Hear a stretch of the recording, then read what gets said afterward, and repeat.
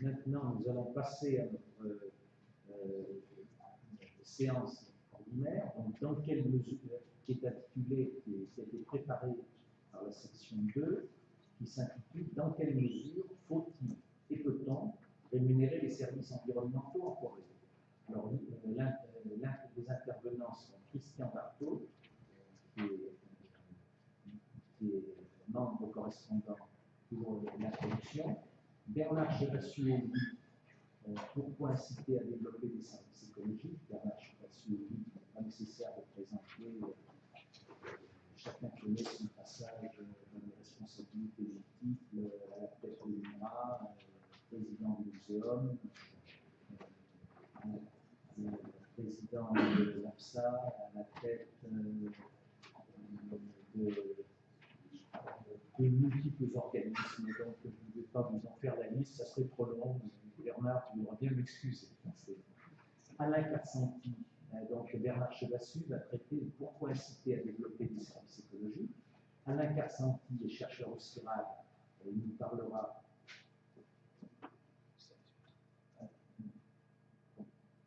de regard croisé sur les paiements pour services environnementaux. Puis Julien Piquepron, chercheur à l'Institut de développement forestier, IDF, va nous parler des eaux de consommation de la routine forestière, avec quelle place pour la contractualisation. Nous aurons ensuite une discussion globale, après les 3 interventions de 20 minutes chacune, comme classiquement, et après la discussion, la conclusion sera celle de Jean-Louis Théron, qui est membre de notre société. Alors, je donne la parole maintenant à Christian Barthaud pour l'introduction. Bonjour à toutes et à tous. Normalement, le micro, je ne sais pas s'il fonctionne, mais vous devriez être capable de m'entendre. Oui. Donc, le concept de service écosystémique a émergé à la fin des années 70 et au tout début des années 80 avec 2 articles qui ont posé une première étape dans la réflexion. C'est passé sur le moment relativement inaperçu, donc ça a mûri. Donc, on se trouvait dans un contexte culturel que le monde forestier connaît bien, celui de la diversité des fonctions que la forêt peut apporter, notamment en termes de services auprès des sociétés humaines. Et puis, au terme d'un long processus de maturation, d'un article retentissant de Constanza en 1997, eh bien, la visibilité médiatique a été forte et brutale avec le Millennium Ecosystem Assessment, qui a transformé ce concept en un objet de discussion et de vulgarisation. Mais dès qu'on parle de système de services écosystémiques, très rapidement s'est installée la question de comment inciter à leur développement, et avec une première dichotomie entre ceux qui préconisaient des approches de type marché et ceux qui préconisaient des approches un peu originales et différentes, qui se sont stabilisées sous le vocable de paiement pour services écosystémiques. L'originalité, c'est que pendant toute cette période qui a commencé à être extrêmement active au milieu des années 1990, on a eu simultanément un intense travail de réflexion et de débat théorique, cohabitant plus ou moins bien, avec des articulations plus ou moins lâches, avec un grand nombre d'initiatives prises sur le terrain, des tests de solutions, des expérimentations, et l'ensemble de ces réflexions menées à la fois au niveau théorique et pratique ont eu des moments où ils se rejoignaient et des moments où on constatait l'écart qu'il y avait entre ces expérimentations et le niveau de réflexion théorique. En tout cas, ce qui est frappant, c'est qu'au niveau international, il est extrêmement difficile de trouver une grande institution internationale qui ait échappé au devoir de créer un groupe de travail, un site web, d'organiser des colloques, de mettre en avant dans des brochures ce concept de paiement pour services écosystémiques. l'UFRO, donc le CIFOR, la Commission européenne, la FAO, la CE, ONU, donc l'OCDE, tout le monde y est allé de sa contribution à la réflexion qui montre que c'est un objet donc, qui passionne assez rapidement. Pour celles et ceux donc, qui sont curieux et qui veulent aller fureter sur le web, vous serez également surpris du nombre de sites plus ou moins sérieux, avec des informations plus ou moins validées, donc qui donnent des exemples, des réflexions donc, sur ces sujets. Il faut bien reconnaître que le concept est souple, donc il a offert un cadre qui permettait de temps en temps de rationaliser des pratiques antérieures. Donc je ne sais pas si on peut si facilement que ça donc mettre les mesures agri-environnementales de la politique agricole commune sous le concept de paiement de services pour services écosystémiques. En tout cas, la Commission l'a fait et continue donc à le faire. Il faut noter également que dans le cadre réglementaire donc, européen, en théorie, le secteur forestier pourrait avoir accès donc, à ces mêmes dispositions. Ce qu'on est obligé de constater, c'est que les gouvernements successifs n'ont jamais souhaité activer donc, cette disposition au service donc, de la forêt. Mais à travers l'Europe, mais également donc, dans le secteur forestier, donc, on trouve un certain nombre d'exemples d'approches de ce type-là. La terminologie n'est pas franchement stabilisée, donc on parle de services écosystémiques, de services environnementaux, de services écologiques. La FAO en 2007 avait essayé de faire un peu de ménage. On ne peut pas conclure que ça a été donc franchement une réussite. Il y a toujours donc des tenants donc convaincus et militants de telle ou telle donc terminologie. Pourquoi Jean-Luc Perron m'a demandé donc de présenter? Eh bien, c'est qu'en 2006, lui et moi, donc, nous avions été invités par l'US Forest Service, qui organisait une mission tout à fait officielle au Costa Rica, donc pour s'intéresser donc à cette question des paiements pour services environnementaux, puisque le Costa Rica, à partir de 1996, a mis une politique extrêmement active donc dans ce domaine, sous l'impulsion de son ministre de l'Environnement. Et de ce côté-là, il est intéressant de garder en mémoire que le nouveau chef du département des forêts de la FAO donc, est du Costa Rica, est un ancien ministre de l'Environnement, est très familier des paiements pour services donc, environnementaux, et il est de plus réputé, ça je n'ai pas fait la vérification, avoir signé le premier contrat de paiement pour services environnementaux pour du stockage donc, de carbone donc, en forêt. De nos échanges nombreux en 2006, moi j'ai retenu quelques points de sensibilité. C'est que pour parler de services de paiement pour services environnementaux, il faut déjà avoir une communauté de problèmes, alors problèmes existants ou problèmes ressentis, enfin suffisamment donc pour faire bouger donc des acteurs. Il faut se poser la question de la bonne échelle géographique, donc où est-ce que l'on peut poser de façon relativement sereine, objective, mais dans un cadre mobilisateur, les termes donc, de ces paiements pour services environnementaux. Il faut être capable d'identifier une demande solvable, pas toujours donc, évident. Il faut être capable donc, de poser au moins quelques prémices d'une courbe donc, dose-réponse. Donc si on déplace telle chose, quel résultat on peut espérer? C'est absolument indispensable pour arriver donc, à réunir donc, les deux parties.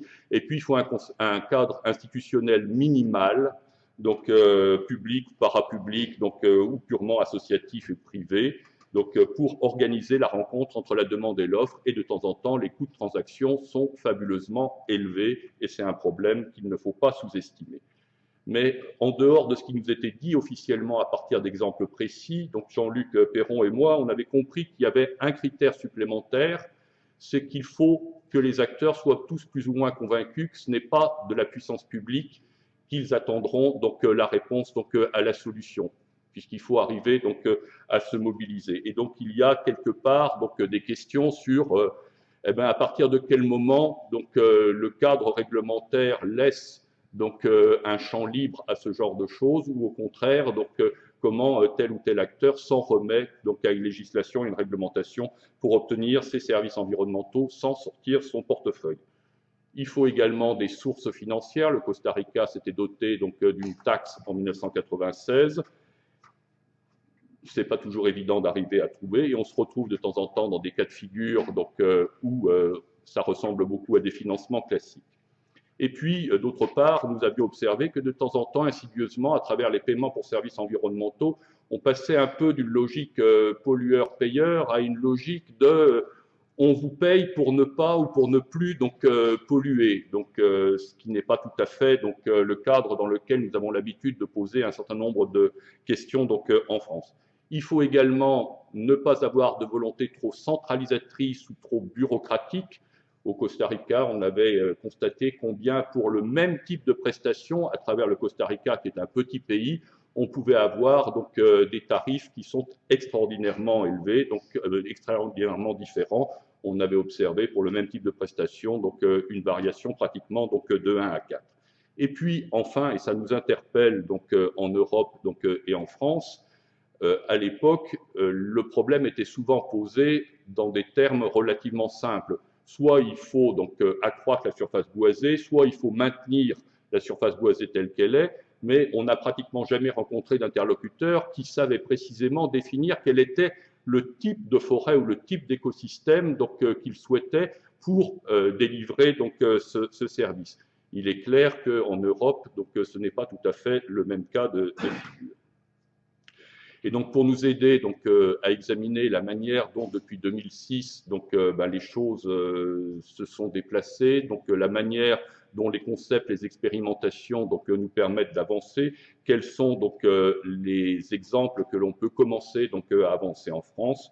Nous aurons le plaisir d'écouter donc 3 intervenants donc, qui ont déjà été présentés, et je pense qu'il est important de leur donner tout de suite la parole.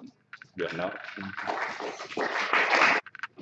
Merci, Monsieur le Président, Mesdames et Messieurs les académiciens, Mesdames, Messieurs. Donc, merci de m'avoir invité à vous dire quelques mots. Donc, comme l'a dit Paul Vial, comme vous tous dans cette salle, j'ai de multiples casquettes, mais aujourd'hui, je vous parle en tant que président d'une association qui s'appelle Humanité et Biodiversité et qui s'intéresse pas mal à ces questions de relation entre, effectivement, l'écologie, les milieux naturels et puis l'utilisation qu'en fait l'homme. Alors tout d'abord, permettez-moi de changer le titre de ma présentation, c'est-à-dire de passer de ce titre à un titre, je dirais, plus ouvert, hein, c'est-à-dire faut-il inciter à développer des services écologiques, et puis si oui, pourquoi et comment. Donc acceptons effectivement de poser la question de manière ouverte. Alors ce que je vais vous présenter, ce n'est pas du tout une réflexion théorique, c'est, je dirais, un florilège un petit peu organisé de tout ce que j'ai pu entendre depuis les années, bientôt 10 ans, où je me suis retrouvé plongé dans cette question de l'évaluation des services écosystémiques. Donc j'ai essayé de mettre en ordre un petit peu tous les arguments et contre-arguments que j'ai pu entendre et pour vous les restituer. Il faudra quand même, effectivement, quoi qu'en ait dit Christian Barthaud, donner quelques définitions, au moins, qui dureront pendant les 20 minutes de mon exposé. Et puis ensuite, effectivement, je vous présenterai quels sont les arguments positifs qui sont mis en avant pour soutenir l'idée qu'il faut effectivement encourager ces services. Puis ensuite, je me ferai l'avocat du diable, c'est-à-dire montrer les objections que l'on a vis-à-vis de cette pratique de rémunération des services pour arriver à 4 propositions pour éventuellement avancer. Alors, tout d'abord, les termes de définition. Vous savez qu'au départ, et en particulier dans les articles de Constanza et autres, le service écologique à l'état pur séparait très clairement un écosystème, et si possible un écosystème comme une forêt primaire et autres qui fonctionnaient indépendamment de l'homme, et dans lequel effectivement cette forêt produisait un certain nombre de flux sortants, flux de matière, d'énergie ou d'information, et les systèmes sociaux utilisaient d'une certaine manière ces flux. Et dans cette conception canonique du service écologique, la question que nous posons n'a aucun sens, puisqu'il n'y est pas question d'encourager la production de ces services, la forêt ou d'autres écosystèmes. On pourrait prendre l'exemple de la production de poissons par les océans. Eh bien, il n'y a pas besoin d'encourager ce genre de service. Ce qui veut dire qu'effectivement, ce dont nous allons parler aujourd'hui, c'est effectivement les cas où l'homme va intervenir dans ces écosystèmes et va donc contribuer d'une manière ou d'une autre à moduler la production de ces services. Et donc, ça veut dire qu'effectivement, nous allons travailler sur des services écologiques que j'appelle impurs. Premier terme de clarification, pourquoi je parle toujours de services écologiques? C'est parce que effectivement, j'estime que ces services, et j'y reviendrai dans ma conclusion, peuvent être produits soit par un écosystème, soit par ce qu'on appelle en écologie un paysage, sur une mosaïque d'écosystèmes imbriqués. Et donc le terme de service écologique permet de rendre compte effectivement, de manière plus générale, de la nature du système qui produit le service. Mais venons-en effectivement à cette action de l'homme, c'est-à-dire effectivement cette idée que dans la production d'un service écologique, on va trouver quelque chose qui va être apporté par le fonctionnement naturel du système écologique, donc du capital écologique, et puis on va trouver quelque chose qui va être apporté par le travail de l'homme qui va moduler la production de ces services. Et pour commencer à parler d'économie, eh bien une partie de cela est prise en compte par l'économie classique, c'est-à-dire fait l'objet de transactions économiques. Une autre partie, effectivement, n'est pas prise en compte par l'économie, d'où des questions de rémunération. Et quand vous avez ce tableau à 4 cases, eh bien, vous allez voir apparaître une première discussion sur des définitions, c'est-à-dire ce qu'on trouve par exemple dans l'article de Constanza, dans lequel on parle des bénéfices tirés des écosystèmes, et s'il a trouvé un chiffre qui était 2 fois le PNB mondial, c'est parce que dans les évaluations qu'il a fait, il intégrait effectivement la totalité de la production qu'il pouvait évaluer. Et puis, dès lors qu'on se pose la question du service écologique à l'état pur, eh bien, on se pose la question de finalement, que produit le capital écologique? Par exemple, dans la production de blé en Beauce, quel est le rôle effectivement du capital écologique? Et puis on se dit finalement, il y a une partie qui est produite par l'homme, mais cette partie est déjà prise en compte par l'économie classique. Donc la base de paiement des services environnementaux, c'est ce que vous avez en rose, c'est-à-dire la partie correspondant à du travail humain, mais qui n'est pas aujourd'hui rémunérée par l'économie classique. Et puis enfin, quatrième catégorie dont on ne discutera pas davantage, quand on dit qu'il faudrait modifier le PNB pour prendre en compte effectivement tout ce qui est produit par le capital naturel, eh bien vous avez en jaune ce que ça veut dire, c'est-à-dire toute la partie, que ça soit du travail humain ou de la production du capital écologique, qui est liée effectivement, qui n'est pas prise en compte par l'économie. Donc vous voyez déjà que à travers ce petit tableau simple, il y a 4 concepts qui parfois s'entremêlent, mais qui recouvrent des réalités assez différentes. Alors venons-en maintenant à la question des arguments en faveur de la prise en compte. Alors le premier, il est classique, c'est de dire, mais tous ces services écologiques contribuent au bien-être et ne sont pas pris en compte dans la mesure de la richesse de notre pays, et donc il faudrait les prendre en compte parce qu'effectivement, ça n'apparaît pas, et il faudrait les révéler d'une certaine manière. Et ça, c'est ce qu'on appelle la monétarisation, c'est-à-dire voir qu'est-ce que les économistes peuvent donner comme valeur, effectivement, à ces services apparemment gratuits. Deuxième argument que l'on voit souvent, c'est que ce sont des services propres, c'est-à-dire que lorsqu'on parle en termes de substitution, eh bien, si par exemple on compare pour lutter contre des insectes ravageurs dans un milieu agricole, dans une forêt, des solutions chimiques, entre guillemets, donc des pesticides, et puis le fait d'essayer de stimuler des populations de chauves-souris ou d'oiseaux insectivores, on dit, ben, effectivement, là, il n'y aura pas d'externalité négative, ce sont des services beaucoup plus propres. Troisième argument qu'on dit souvent, c'est que ce sont des services à longue durée de vie, c'est-à-dire qu'une fois qu'on met en place effectivement ces services écologiques, par exemple, lorsqu'on développe des haies, des zones humides, des massifs forestiers, eh bien, on sait, et les forestiers dans la salle le savent mieux que moi, qu'effectivement, on se place dans des perspectives historiques très longues, et donc on investit sur le long terme. Autre argument qui est souvent évoqué, c'est la notion de valeur d'option. Alors, je sais que les économistes, c'est compliqué cette notion de valeur d'option, mais définissons-la comme ce qu'on est prêt à payer pour ne pas avoir à décider maintenant. Bon. Autrement dit, c'est effectivement cette idée que quand on développe effectivement un capital écologique, ça permet éventuellement de le moduler plus tard, et donc ça a une certaine valeur de garder une liberté de choix. Et puis, autre argument qu'on entend souvent par rapport à l'économie territoriale, c'est qu'effectivement, produire localement une eau de qualité, c'est un service non délocalisable, alors que si effectivement il faut acheter de l'eau minérale, eh bien elle viendra on ne sait trop où, et donc effectivement cet argument de service non délocalisable. Alors vous voyez que dans ces arguments positifs, eh bien les écologistes utilisent beaucoup le langage de l'économie. Ce qui va m'amener effectivement à passer de l'autre côté du côté obscur de la force, comme on dit, c'est-à-dire de regarder la manière dont on peut contester ces arguments. Alors je commencerai par effectivement des objections de nature écologique.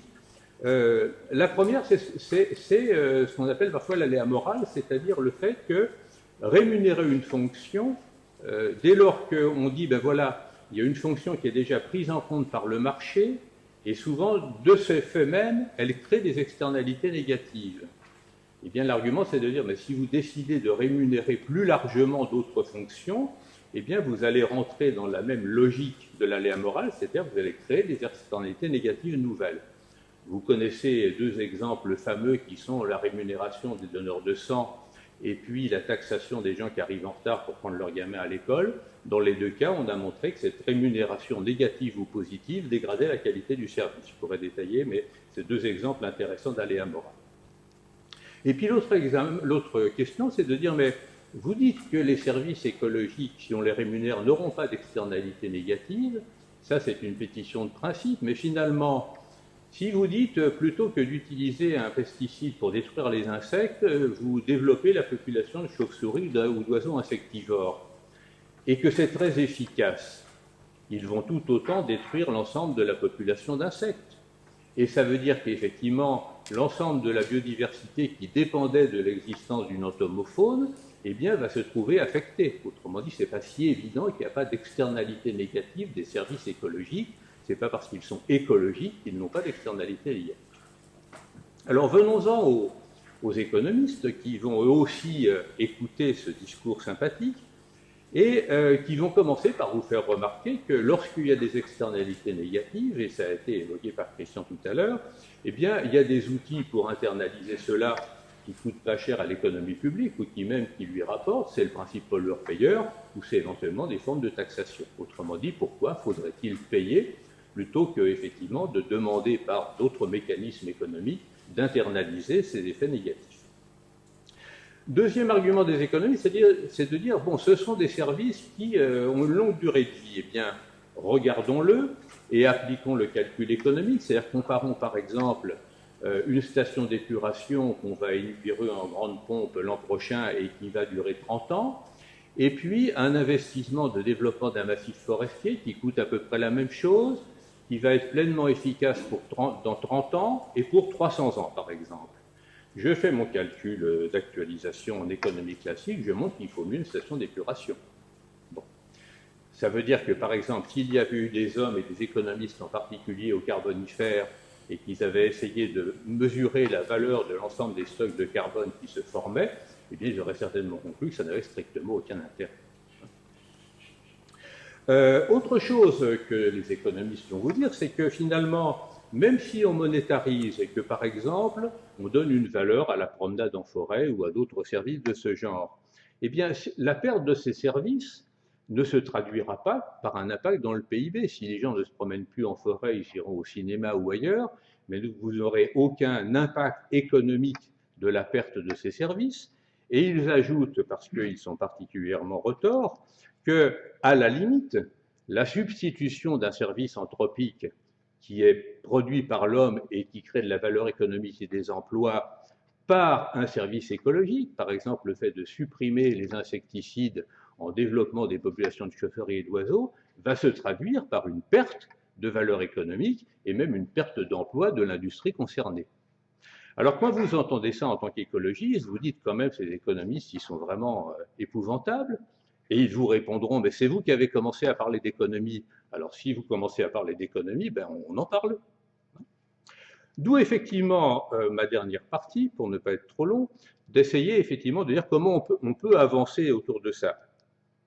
Alors le premier principe, c'est qu'il faut effectivement accepter d'intercalibrer sans dogmatisme différentes options de services, soit anthropiques, soit écologiques, soit mixtes.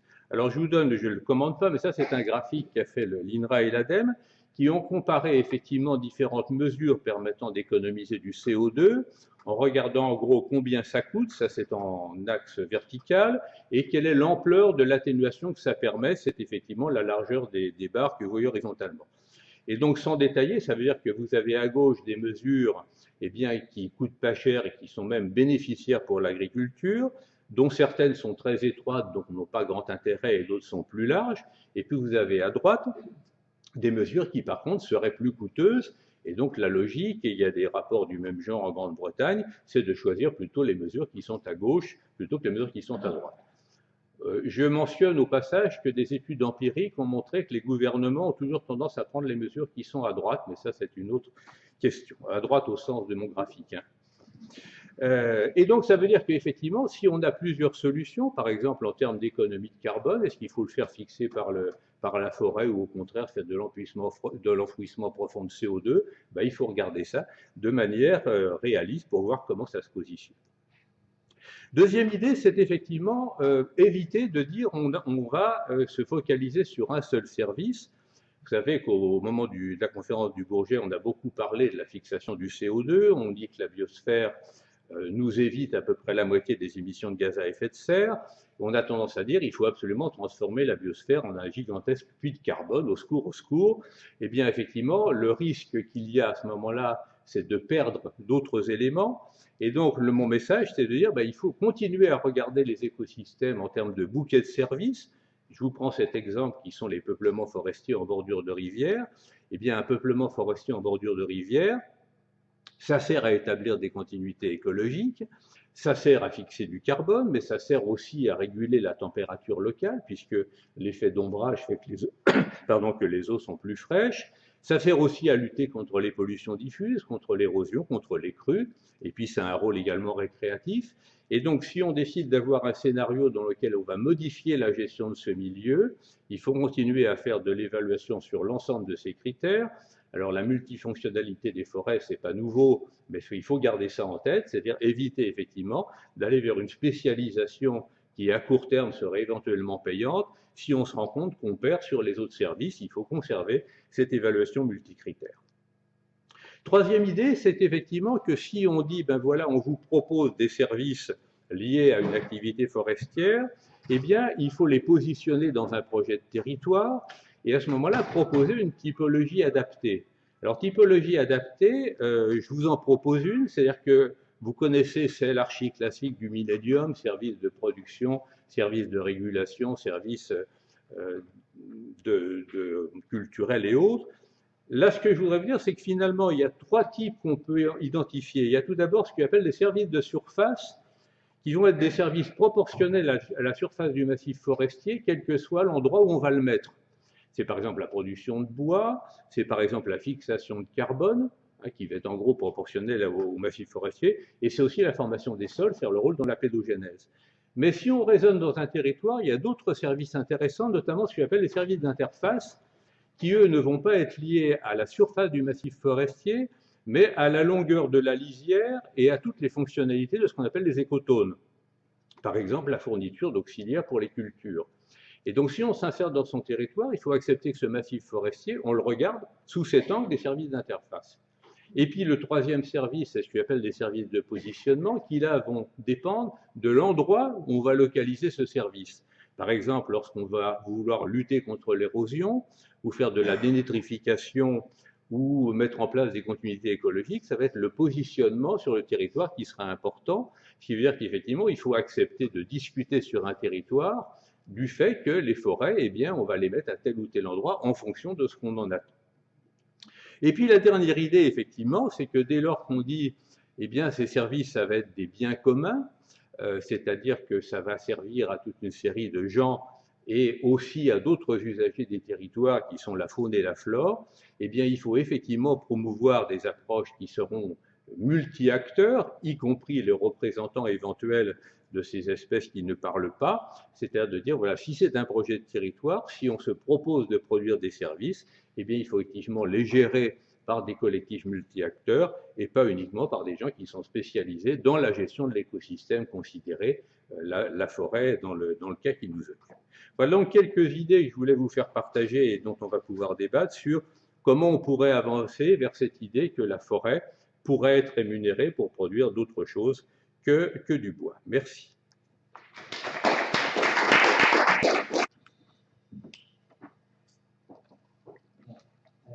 La parole maintenant est à Alain Carsidi, chercheur au CIRAD, pour les regards croisés sur les paiements pour services environnementaux. Merci, Merci, Monsieur le Président. J'ai un petit peu changé le titre, mais au fond, ça n'a pas tellement d'importance. Beaucoup plus sur la nature, alors au double sens du mot nature, quelle est la nature de l'objet et quel rapport avec la nature pour les paiements pour services environnementaux et quelques exemples de controverses qui entourent ce dispositif. Donc moi, je vais vraiment parler de paiement pour services environnementaux et je vais essayer de vous expliquer d'abord quelle est ma propre typologie. Alors, archi connu, là, disons, vous avez ici les services écosystémiques tels qu'ils sont définis par le Millennium Ecosystem Assessment. Et vous voyez, bon, quelque chose que je pense que vous connaissez tous, les services d'approvisionnement, les services de régulation, les services culturels et les services d'appui. Alors, pour un économiste, disons, c'est quelque chose de très insatisfaisant comme typologie. D'abord, pour une première raison, c'est que la différence entre les services environnementaux nous sommes en présence de biens, comme dirait le juriste, c'est-à-dire donc de biens qui sont appropriables, qui ont des marchés et qui ont des prix. Nous avons bien sûr des fibres, du bois, de l'eau, c'est bon.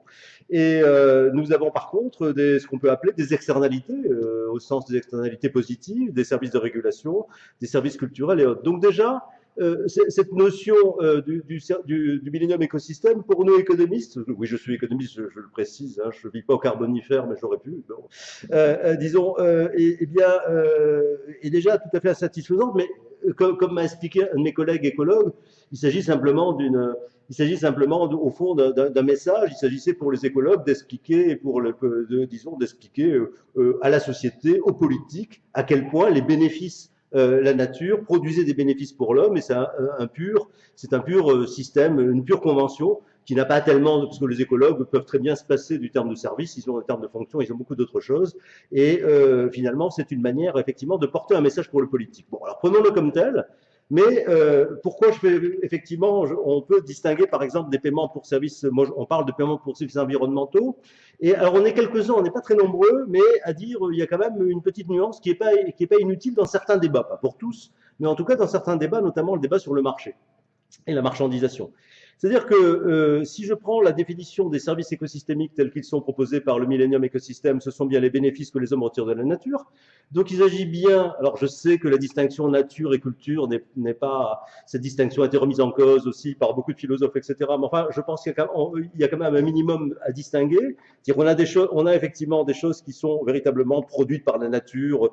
Alors c'est peut-être les notions de services écologiques qu'évoquait Bernard juste avant, et des services environnementaux que personnellement je définis comme des services que les gens se rendent entre eux, qu'on rend aux générations futures, qu'on va rendre à son voisin, qu'on va rendre à la personne qui est en bas du bassin versant, à une autre partie de la planète, qui vont conduire donc des pratiques, finalement des pratiques humaines, qui vont conduire à l'amélioration justement des services écosystémiques. Ben, si justement vous développez un certain type, plantez certains arbres, certaines essences, si vous évitez de mettre des pesticides dans vos cultures, vous allez effectivement favoriser le service de pollinisation que vont rendre un certain nombre d'insectes, effectivement. Et on a quand même deux choses qui sont différentes. On a des pratiques et puis on a qui vont favoriser un certain type de bénéfices, certains types de services écosystémiques.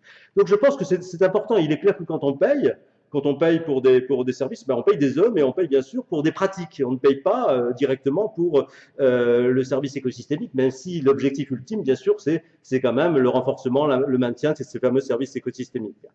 Et alors, ces services, finalement, donc ces services écosystémiques, bah, ce sont des biens publics ou des biens collectifs par nature, puisqu'on ne peut pas se les approprier. Vous ne pouvez pas vous approprier le service de pollinisation, mais j'y reviendrai dans le débat, par exemple. Et bon, vous avez par contre des services environnementaux qui sont des pratiques, qui sont des actions, qui peuvent être organisées sur différents modes. En Australie, aux États-Unis, vous avez des enchères inversées, pour savoir quel est le propriétaire qui finalement propose le prix le plus bas pour maintenir des forêts, des espaces naturels ou des zones humides dans ses propriétés. Donc on peut organiser ça de différentes manières. Et alors quelque chose de très très important, souvent un peu implicite mais disons un petit peu pas toujours très bien perçu, c'est que les PSE, les paiements pour services environnementaux, ça s'adresse à des gens qui ont des droits sur un espace dont ils sont les usagers et sur lesquels ils ont un certain nombre à la fois d'impacts directs par leurs pratiques, et à la fois un certain nombre de droits de propriété au sens anglo-saxon, au sens de property rights, au sens de maîtrise éventuellement foncière. Et alors, d'une part, ça veut dire qu'une ONG de conservation, elle ne rend pas des services écosystémiques, mais ça veut dire aussi de manière très très précise que, si vous voulez, quand vous embauchez, quand une municipalité embauche des jardiniers municipaux pour faire un certain nombre, planter des arbres ou autres, il s'agit pas d'un paiement pour services environnementaux, parce que ce qui est important, c'est que dans cette affaire, il n'y a, et le principe pollué-payeur qui a été évoqué par Christian Barthaud, effectivement, n'a de sens que parce que les gens ont des droits, c'est-à-dire qu'ils sont sur leur terre. D'une certaine manière, quand mon jardinier vient chez moi planter des arbres, c'est un rapport salarial classique, mais ça deviendrait un PSE si effectivement je payais mon jardinier pour qu'il plante des arbres sur sa propre terre. Voilà, pour prendre un exemple un peu trivial, mais qui en tout cas est souvent,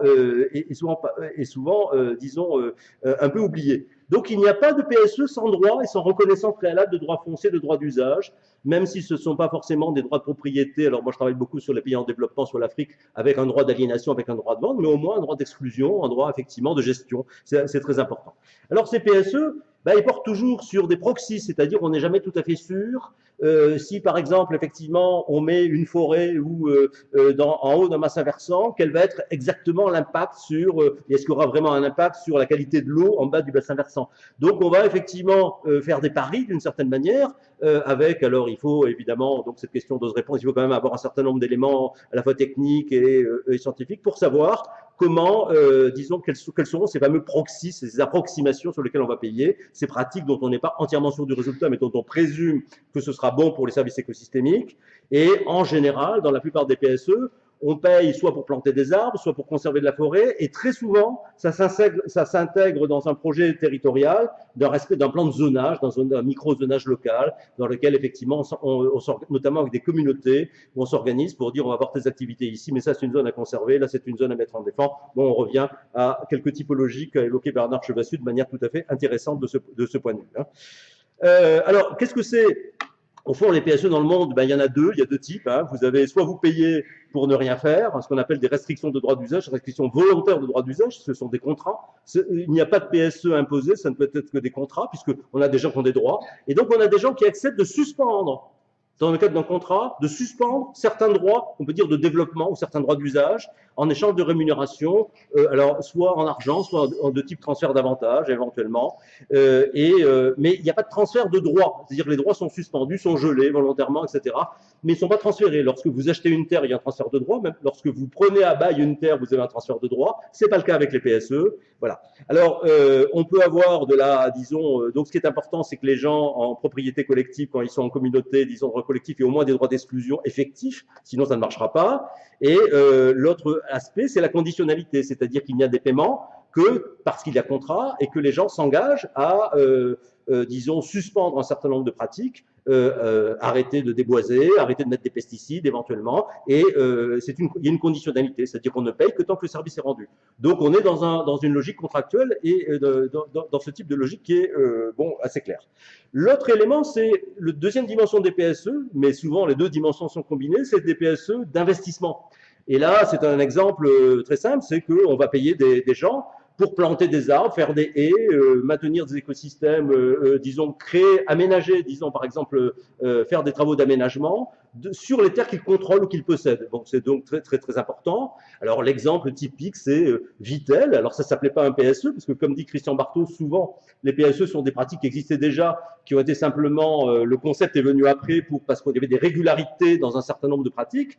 Vittel, qui, ne pouvant pas acheter toutes les terres autour de son captage de la source Vittel, eh bien, a commencé à faire des contrats pour qu'il y ait une transition agroécologique, pour que, effectivement, les paysans renoncent au maïs, à l'élevage intensif et passent dans des systèmes, avec tout un travail d'accompagnement de l'INRA, etc., passent, disons, sur des systèmes quasi bio, ou en tout cas, pratiquement sans pesticides. Donc voilà ce que c'est typiquement un PSE d'investissement. On investit pour, effectivement, préparer des transitions et des alternatives. Voilà. Alors, la plupart des PSE, on a les deux choses. Il y a des conditionnalités. C'est souvent plus facile d'appliquer la conditionnalité sur la première partie, c'est-à-dire la restriction de droit d'usage. Bon, quand vous commencez à travailler à long terme avec les gens pour changer leurs systèmes agraires, leurs modèles économiques, effectivement, ce sont des choses qu'on n'arrête pas du jour au lendemain. Alors, qui paye? Oui, parfois il y a un principe implicite du pollueur-payeur, ça c'est notamment tout à fait vrai, ou du bénéficiaire-payeur. C'est vrai quand on a des circuits courts comme l'eau, dans ce qui concerne l'eau, on peut souvent trouver une entreprise de type Vitel ou une entreprise hydroélectrique qui a besoin de limiter l'érosion, qui va payer parce que le service directement bénéficie du service. Mais quand vous avez des services écosystémiques globaux, la biodiversité, le carbone, etc., là vous avez des besoins d'intermédiaires parce qu'on travaille pour le monde entier, etc. Donc, vous n'avez pas directement un payeur, un bénéficiaire identifiable. Donc là, on a besoin d'avoir finalement la puissance publique ou, disons, la Banque mondiale ou, disons, un certain nombre, effectivement, d'intermédiations. Et c'est pour ça qu'en général, le recours à la fiscalité est beaucoup plus clair et beaucoup plus, ou disons, au financement public, est souvent nécessaire.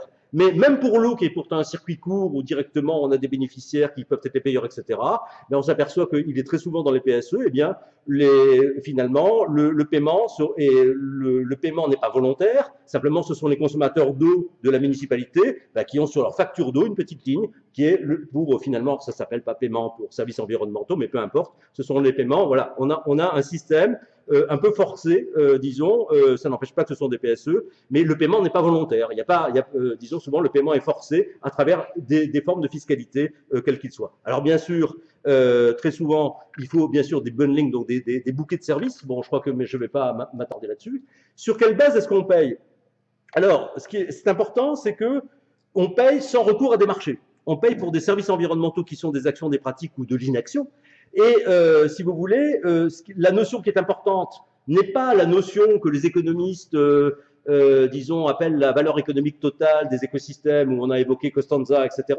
Mais c'est autre chose. Ce qui est vraiment important, c'est la notion de coût d'opportunité, ou de manque à gagner, si vous préférez ne pas jargonner comme économiste, c'est-à-dire, on renonce à faire du maïs, eh bien, on va avoir un manque à gagner parce qu'on va faire, disons, on va avoir un autre type de système, où on renonce à couper la forêt pour faire de l'huile de palme. Eh bien, voilà. Alors, c'est autour de cette notion que ça va se négocier. Ça ne veut pas dire que les paiements vont payer exactement le coût d'opportunité. Souvent, on va payer moins, parfois on peut payer plus, pas mal de problèmes. Mais en tout cas, c'est cette notion théorique qui est importante, et non pas la notion, disons, alors notamment quand les gens sont adverses au risque, eh bien, ça peut être inférieur.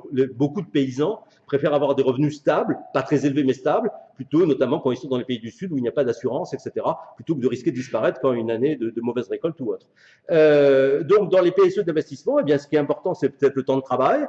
On va payer les gens au temps de travail qu'ils vont effectivement consacrer parce que pour planter des arbres, pour planter des haies ou des choses comme ça. Et éventuellement, bien sûr, on peut payer plus. Dans certains cas, on peut aussi payer plus si, par exemple, au Costa Rica ou au Mexique, pour planter certains arbres, quand les gens plantent certains arbres, on paye plus, c'est-à-dire que on paye plus pour des arbres autochtones, etc., qui sont plus difficiles à mener en plantation, etc., que des eucalyptus ou des choses comme ça. Donc, on peut tout à fait introduire une dimension effectivement sur la nature écologique des travaux effectués qui peut se faire. Mais en gros, c'est comme ça que ça fonctionne. Alors, on paye pourquoi? On ne paye pas, vous l'avez compris, on ne paye pas pour la valeur de l'évaluation économique totale, on ne paye pas pour la valeur des services écosystémiques, tels qu'ils peuvent être éventuellement appréhendés par des études. Bon, alors Bernard Chevassier-Louis donc a coordonné une étude que vous connaissez bien sur la valeur, effectivement, des services, notamment des services écosystémiques, mais on pourra y revenir dans le débat. Donc, c'est pas pour ça, même si ça peut être utile. Ça peut être utile pour informer, etc. Mais cela dit, on n'a pas forcément besoin de faire des grandes études économiques pour savoir que tel écosystème est plus stratégique, plus important qu'un autre, quoi. Donc, en fait, il ne s'agit pas non plus de marché. Nous sommes dans une affaire, nous travaillons avec des biens publics, des biens collectifs. Il ne s'agit pas d'acheter ou vendre des services écosystémiques, sinon de manière métaphorique. Mais là, de ce point de vue, le langage, il y a eu quelques définitions qui ont eu beaucoup de mal parce que beaucoup de gens sont persuadés que c'est un système de marché. En fait, quand vous regardez, mais on n'a pas le temps de le voir, il n'y a absolument rien qui correspond à des systèmes de marché. Les services écosystémiques sont des biens publics par nature. Parfois, ce sont des biens collectifs locaux quand nous avons des problèmes de question de qualité de l'eau dans un bassin versant. Et bon, très souvent, on paye pour des bouquets. Donc, je vais très rapidement. Alors, pourquoi ce n'est pas du marché? Parce que on ne peut pas marchandiser, c'est très difficile de s'approprier, pas de marchandisation des biens publics par nature. C'est-à-dire, vous n'êtes pas propriétaire, vous ne pouvez pas vous approprier la qualité de l'eau. Vous pouvez être Vitel et avoir une source, mais disons que la qualité de l'eau dans tout le bassin versant, tous les gens qui vont utiliser l'eau disons, de la nappe phréatique qui bénéficiait. Bon, là, c'est un bien collectif local. Pareil pour, effectivement, le carbone, la biodiversité. Ce sont des biens publics, effectivement, par nature. Par ailleurs, il n'y a pas de transfert de droits de propriété. Bon, ça, c'est un débat, c'est-à-dire, est-ce qu'un marché, ce n'est pas aussi un transfert de droits? Il ne s'agit pas de ça, il s'agit de geler des droits, de les suspendre éventuellement. Et, bon, en plus, vous n'avez pas, disons, de véritables marchés, mais des contrats bilatéraux qui sont peu substituables. C'est-à-dire, si vous n'êtes pas content, si vous pensez que les gens du haut du bassin versant du village du haut demandent trop cher pour conserver la forêt, et que vous avez une source en bas, bon, bah, vous ne pouvez pas aller voir un autre bassin versant à 300 km pour voir s'il y a un prix inférieur. Bon, ça, évidemment, donc là, vous n'avez pas de marché de ce point de vue parce que vous ne pouvez pas faire jouer une concurrence éventuellement entre fournisseurs. Alors, il peut y avoir effectivement, mais je vais passer très rapidement des enchères, mais c'est une question un peu technique. Et il y a une question qui est souvent évoquée, c'est la question, beaucoup de gens me disent, oui, vous avez peut-être raison, c'est peut-être pas des PSE, ça ne marche pas pour la biodiversité, mais le carbone, il y a des marchés. Bon. Et alors, ce schéma vous montre à quel point, disons, ce qu'on appelle des projets RED, hein, des projets RED+, c'est-à-dire comment, on peut appeler ça des PSE carbone, ça dépend comment les gens utilisent ça. Qu'est-ce qui est marchandisé dans un PSE carbone ou dans un projet RED+? Ce sont des crédits carbone, mais ici, en bas, vous avez vraiment tout un schéma bilatéral entre un projet et des utilisateurs de l'écosystème. Et là, il y aura une logique PSE, il va y avoir une négociation autour du coût d'opportunité, des contrats bilatéraux tels qu'on vient de les indiquer. Et puis, les crédits carbone, ces permis d'émission, sont des créations, se créent avec des composantes, avec toute une série de systèmes normalisés qui passent par une certification.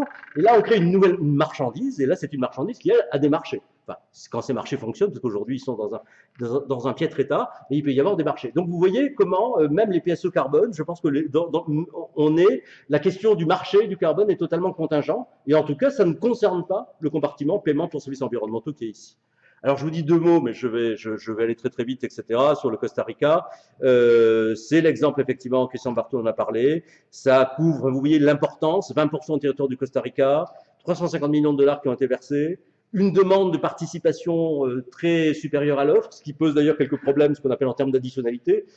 Si vraiment tant de gens veulent rentrer dans le programme, ça veut dire probablement que ça veut dire qu'ils trouvent des bénéfices, alors que la logique du PSE, c'est de dire, on va vous payer le coût d'opportunité, hein, dans le point de vue théorique, donc théoriquement, il n'y a pas de bénéfice direct, quoi. Les gens renoncent à faire quelque chose, on leur donne, bon, alors ça leur libère du temps de travail qu'ils peuvent réinvestir, mais voilà. Au départ, c'est pas ciblé, puis maintenant, le Costa Rica commence à cibler des zones où, c'est-à-dire tout le monde pouvait entrer dans les programmes, maintenant on commence à cibler les zones où l'intérêt de conservation est plus fort, certaines forêts menacées, etc., notamment pour essayer de gagner un peu d'efficacité économique pour éviter les effets d'aubaine dont je parlerai un petit peu plus tard. Alors je vais très très vite, vous aurez les transparents, quelques idées, quelques paiements, quelques barèmes, etc. Les 4 services environnementaux reconnus par la loi, protection de l'eau, biodiversité, beauté scénique, etc. Un grand classique, des paiements, etc. Bon.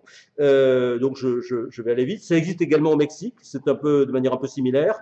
Sauf qu'au Mexique, ils ont vraiment, dès le départ, ciblé beaucoup plus les zones en cherchant les zones où les forêts étaient menacées et en payant plus pour les forêts d'altitude parce que c'était considéré comme plus important pour la qualité de l'eau. Et tout ça est financé au Mexique par une taxe sur l'eau. Au Costa Rica, c'est financé par une taxe sur le carburant et depuis peu par une taxe sur l'eau également. Donc ce sont, disons, des choses qui sont…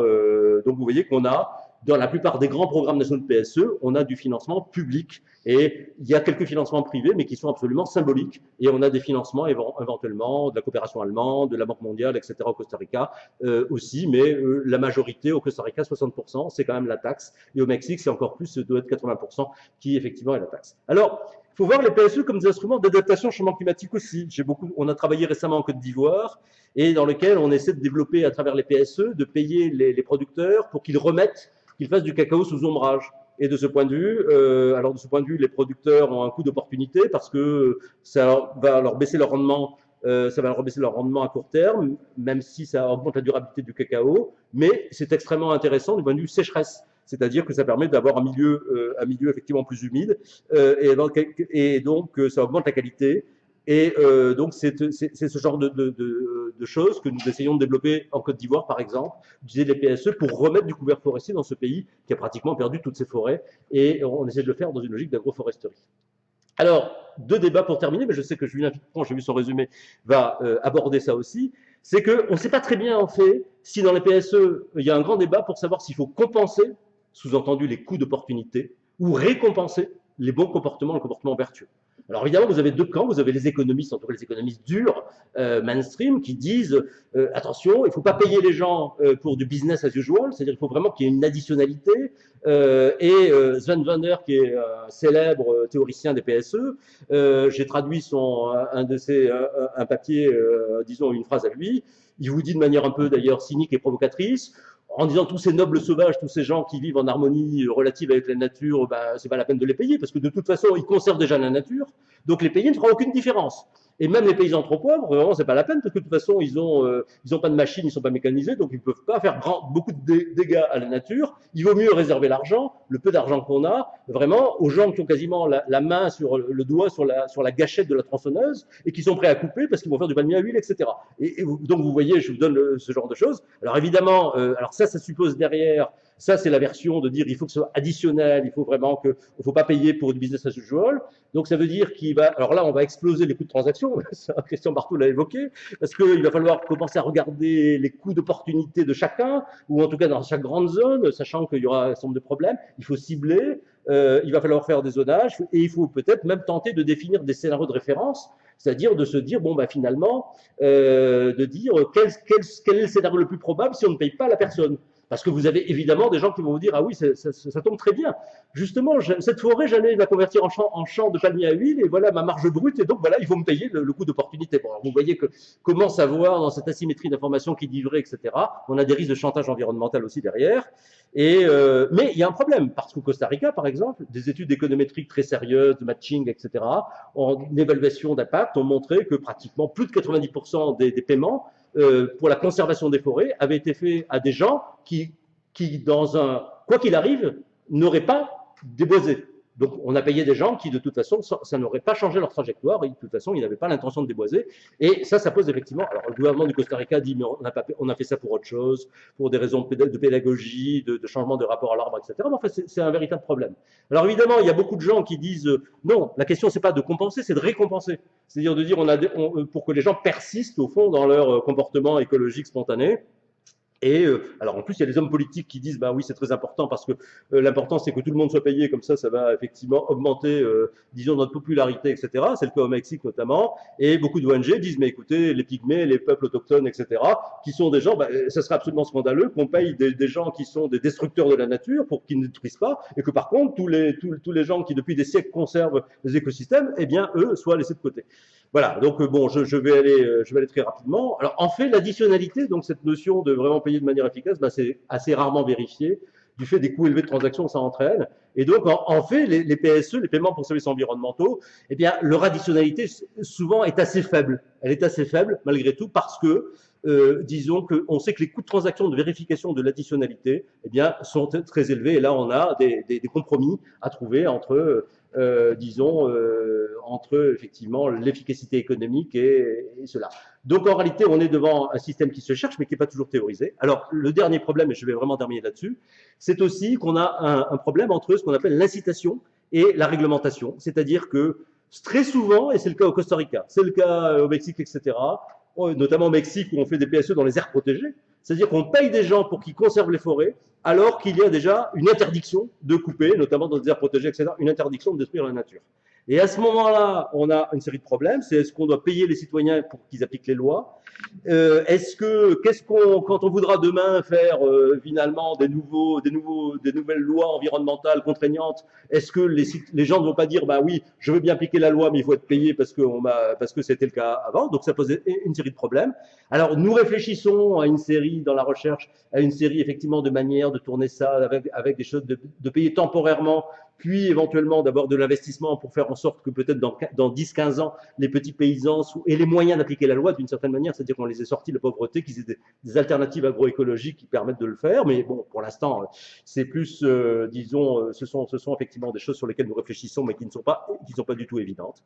Et enfin, la dernière chose, c'est que un des problèmes qui est quasiment philosophique, c'est que si on généralise ce système de paiement pour services environnementaux, l'une des questions, c'est est-ce que les gens, est-ce que nous risquons, les anglo-saxons appellent ça le crowding out, c'est-à-dire est-ce que nous ne risquons pas d'évincer, de mettre hors jeu toutes les motivations civiques désintéressées de conservation de la nature. C'est-à-dire à partir du moment où vous, effectivement, on a tout simplement le fait que les gens disent bah, la conservation de la nature, c'est quelque chose effectivement pour lequel on doit être payé. Sinon, si on ne nous paye pas, bah, il n'y a aucune raison qu'on ne le fasse pas. Derrière des risques de chantage écologique en disant bah, si vous ne me payez pas, bah, je détruis cette forêt. Voilà. Bon, donc on a un ensemble de choses. Maintenant, on a aussi quelques bonnes nouvelles, c'est que on a aussi des communautés dans lesquelles les paiements pour services environnementaux font que dans des communautés dans lesquelles les systèmes de règles, disons, étaient tombés en désuétude ou n'existaient pas, eh bien, parce qu'il y a un intérêt collectif, un intérêt financier, eh bien, il y a une pression sociale qui se met en place sur les membres pour que les membres, effectivement, respectent des règles, parce qu'en disant, il y a un intérêt collectif à bénéficier du PSE, et à ce moment-là, il ne faut pas que des gens jouent, soit des francs-tireurs et jouent, effectivement, contre le groupe. Et donc, on voit aussi une redynamisation de l'action collective grâce au PSE, et ça, c'est un des champs de recherche les plus prometteurs. Et je vais m'arrêter parce que j'ai encore 2 ou 3 choses, mais Monsieur le Président, je ne voudrais pas prendre trop de temps pour le débat. Voilà, merci.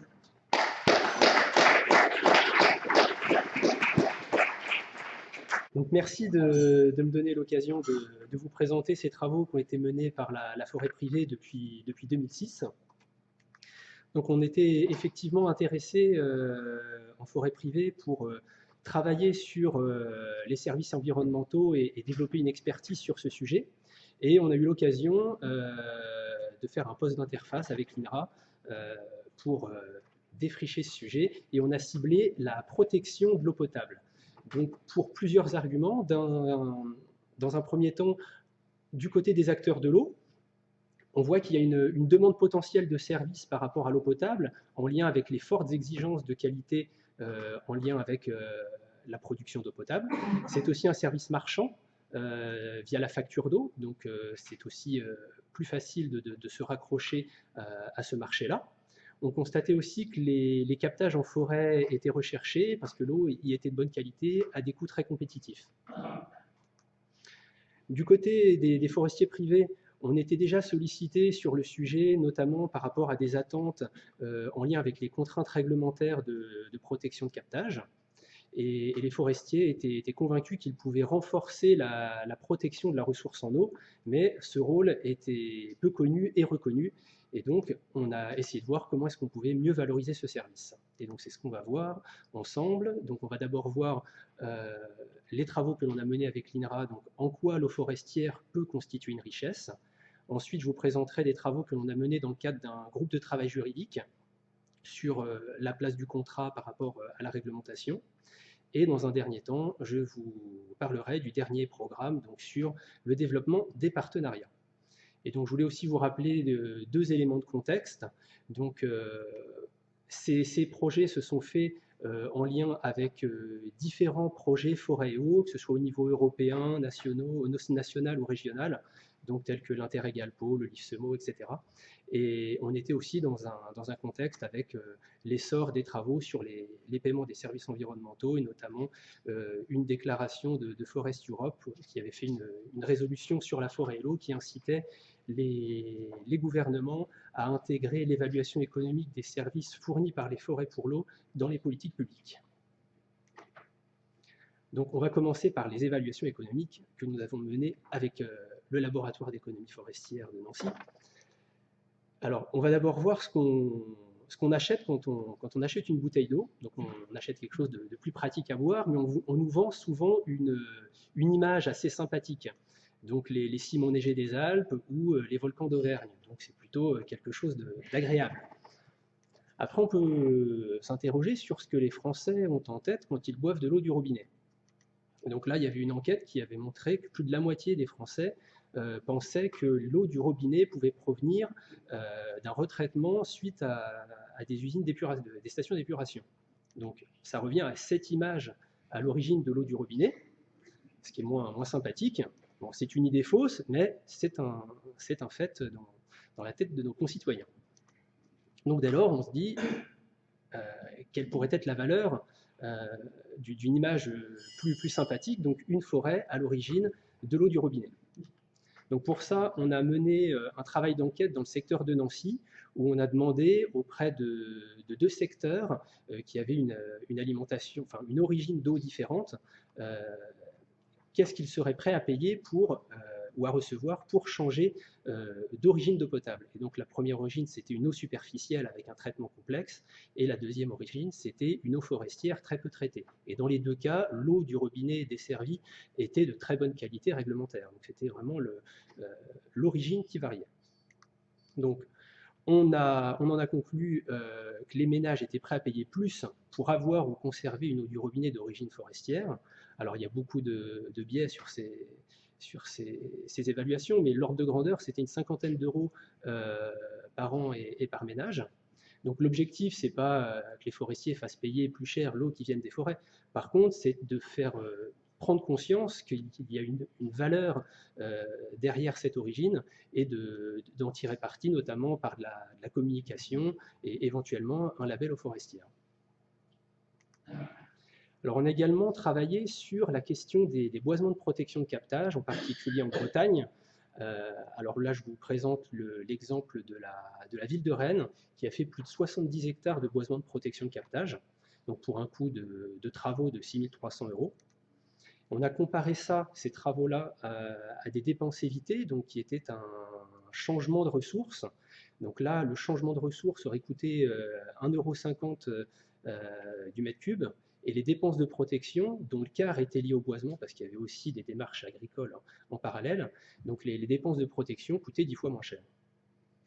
Et donc on constate que sur cet exemple-là, le service d'eau était prêt à payer le foncier et également les travaux de boisement pour bénéficier du couvert protecteur forestier.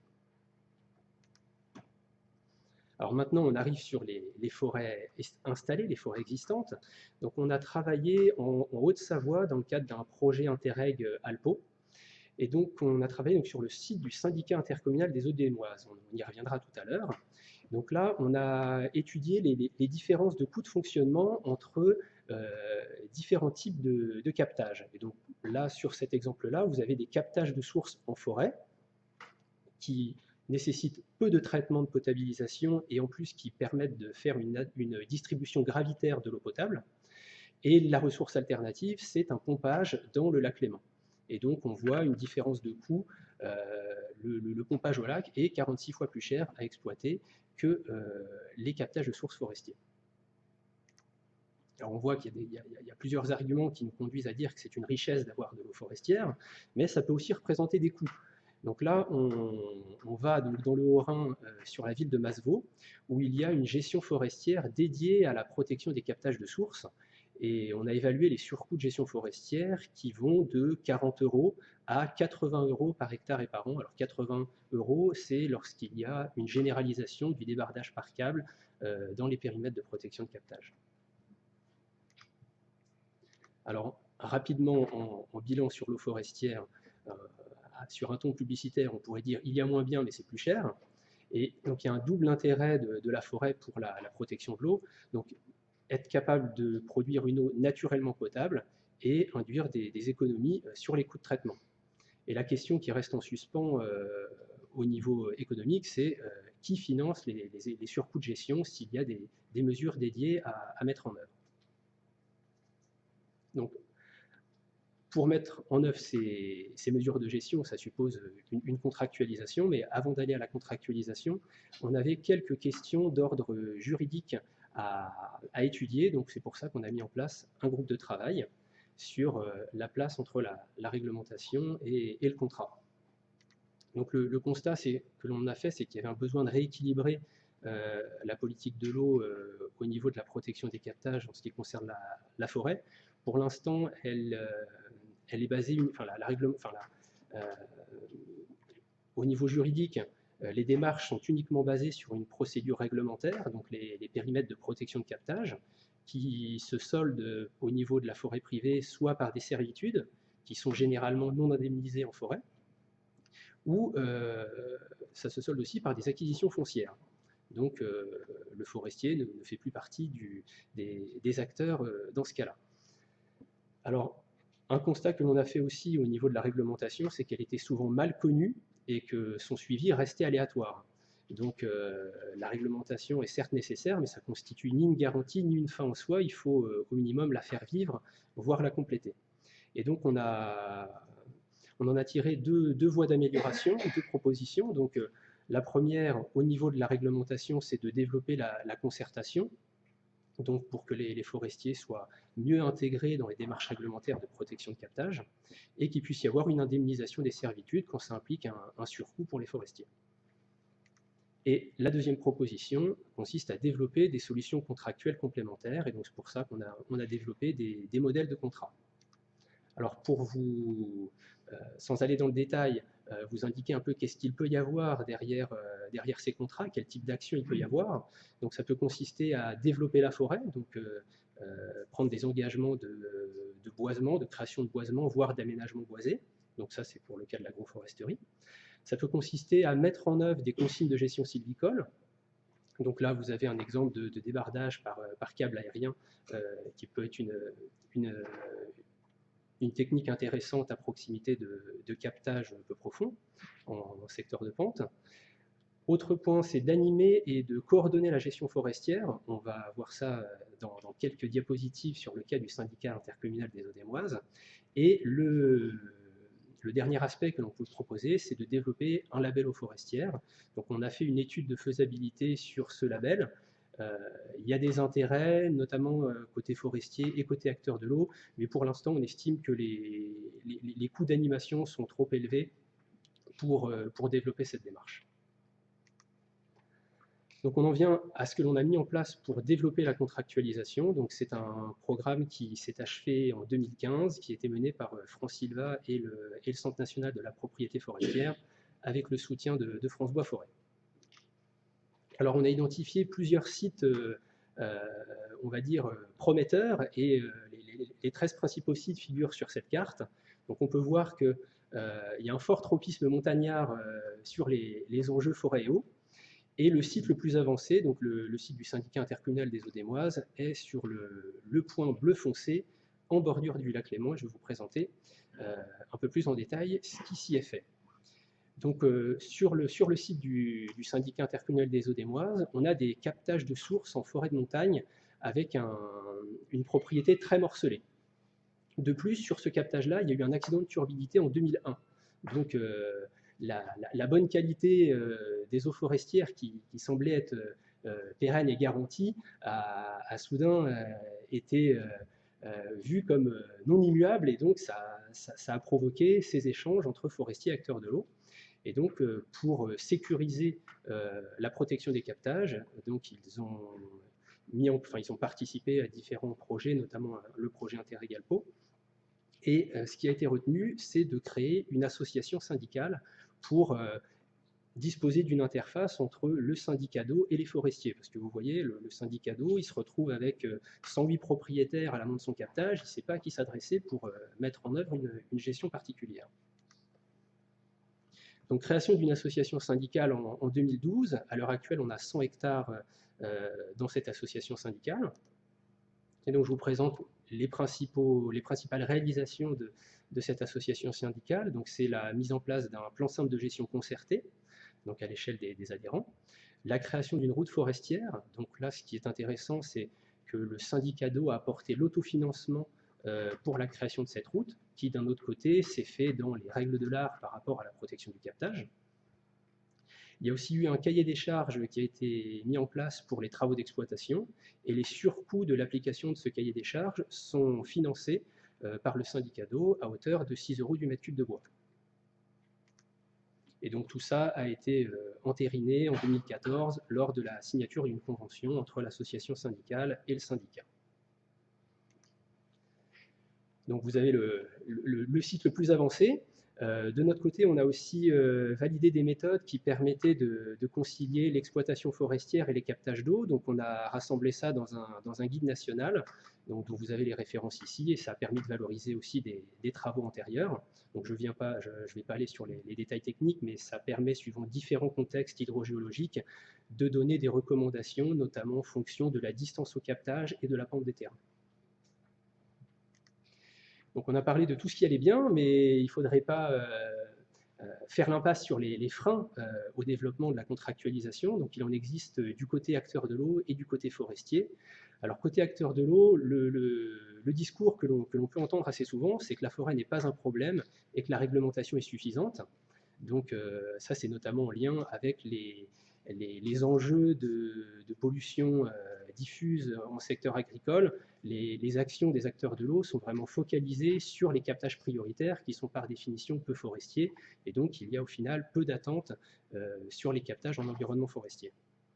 On souligne aussi un écart assez important sur les services, sur l'intégration des services environnementaux entre les déclarations qu'on entend dans les assemblées internationales et puis les décisions des acteurs opérationnels. Il y a un grand écart. Après, côté forestier, donc, il y a aussi des réticences du côté des propriétaires à s'engager, parce que ces démarches impliquent des contraintes pour eux, et ils ne sont pas du tout certains du niveau de contrepartie qu'ils pourront avoir en face, de sorte que certains préfèrent bien faire sans le faire savoir, c'est-à-dire appliquer d'eux-mêmes quelques précautions sans pour cela l'afficher, en se disant qu'après ils sont peut-être obligés de le faire tout le temps. Autre point qui constitue un frein, c'était le positionnement divergent entre forestiers sur la valorisation des services environnementaux. Côté forestier privé, on s'est plus positionné sur de l'additionnalité, c'est-à-dire le geste plus. Qu'est-ce que l'on pouvait faire donc en plus pour protéger la ressource en eau, alors que côté forêt publique, le positionnement était plus de valoriser ce qui se faisait déjà de bien en forêt publique, sans nécessairement prendre d'engagement complémentaire. Donc, en conclusion, donc je voulais rappeler que en forêt, on avait un haut niveau de service de protection des captages. Et donc, ce niveau de protection peut varier, notamment avec plus d'enjeux dans les secteurs de montagne. Au niveau des forestiers, ils peuvent renforcer la protection des captages, donc c'est un service additionnel. Il existe des outils techniques disponibles, notamment le guide dont je vous ai parlé tout à l'heure. Donc ça implique de nouer des partenariats entre acteurs de l'eau et forestiers. Ce qu'il faut avoir aussi en tête, c'est que la mobilisation efficace du bois passe aussi par là. Alors, ce que l'on constate sur ce service additionnel, c'est que pour l'instant, la demande reste limitée côté acteur de l'eau et on s'adresse plus à une élite de gestionnaires de captage sensibles aux démarches de prévention. Donc, pour l'instant, on s'adresse à relativement peu de monde sur ce thème.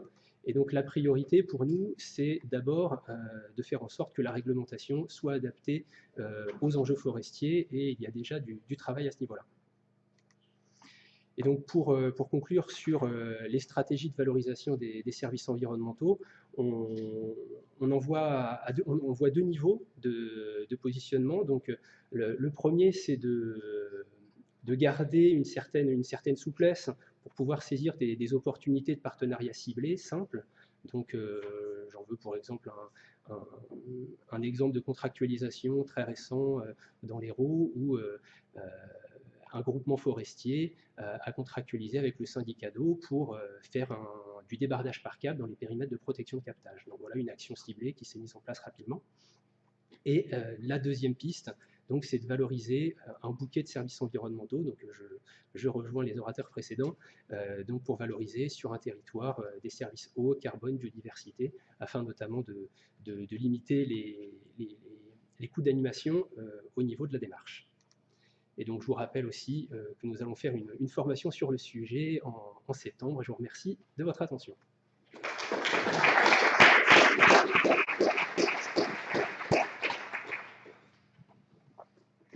Merci à Julien Pipron de ces exemples extrêmement éclairants qui parlent à chacun.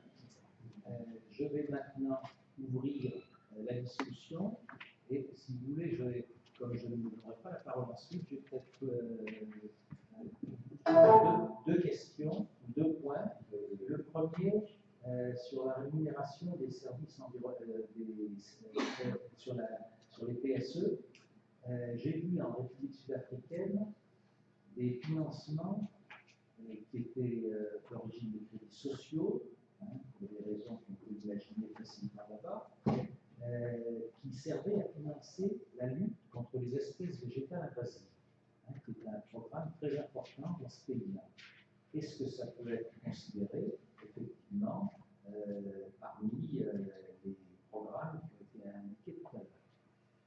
deuxième point, c'était une remarque que je voulais faire.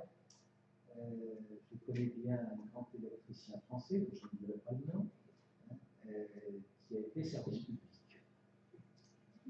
Normalement, même si je ne dis pas le nom, c'est assez précis. En tant que service public, il avait un certain nombre de missions, et une loi récente rémunère l'ensemble des services publics qu'apportent tous les producteurs et vendeurs d'électricité. C'est bien, par exemple, les services sur la précarité énergétique, etc., etc. Tout ceci est rémunéré. Et quel est l'effet que l'on peut voir? C'est une grande tristesse chez les personnels d'un établissement comme ça, qui à ce moment-là ne se sentent plus porteurs des missions de service public, elles se trouvent dévalorisées, et une incompréhension du public qui ne comprend plus pourquoi ceux qui rendaient un service public ne le font plus maintenant. Alors, donc, ma remarque, c'était pour dire, est-ce que cette rémunération, qui peut être intéressante à court terme, ne peut pas être très destructrice, à moyen ou long terme, sapant un certain nombre de valeurs. Voilà, c'était la remarque que je voulais faire. Je ne sais pas s'il y a des réponses qui peuvent être apportées. Oui, je vous en prie.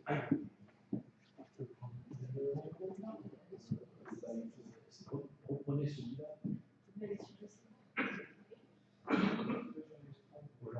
Oui, Jean-Luc, pas sur l'estrade. Allez sur l'estrade.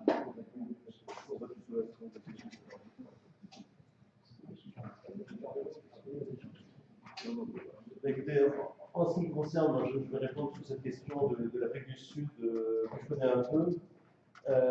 C'est intéressant parce que précisément, voilà, il y a une ambiguïté. Alors moi, je ne suis pas propriétaire.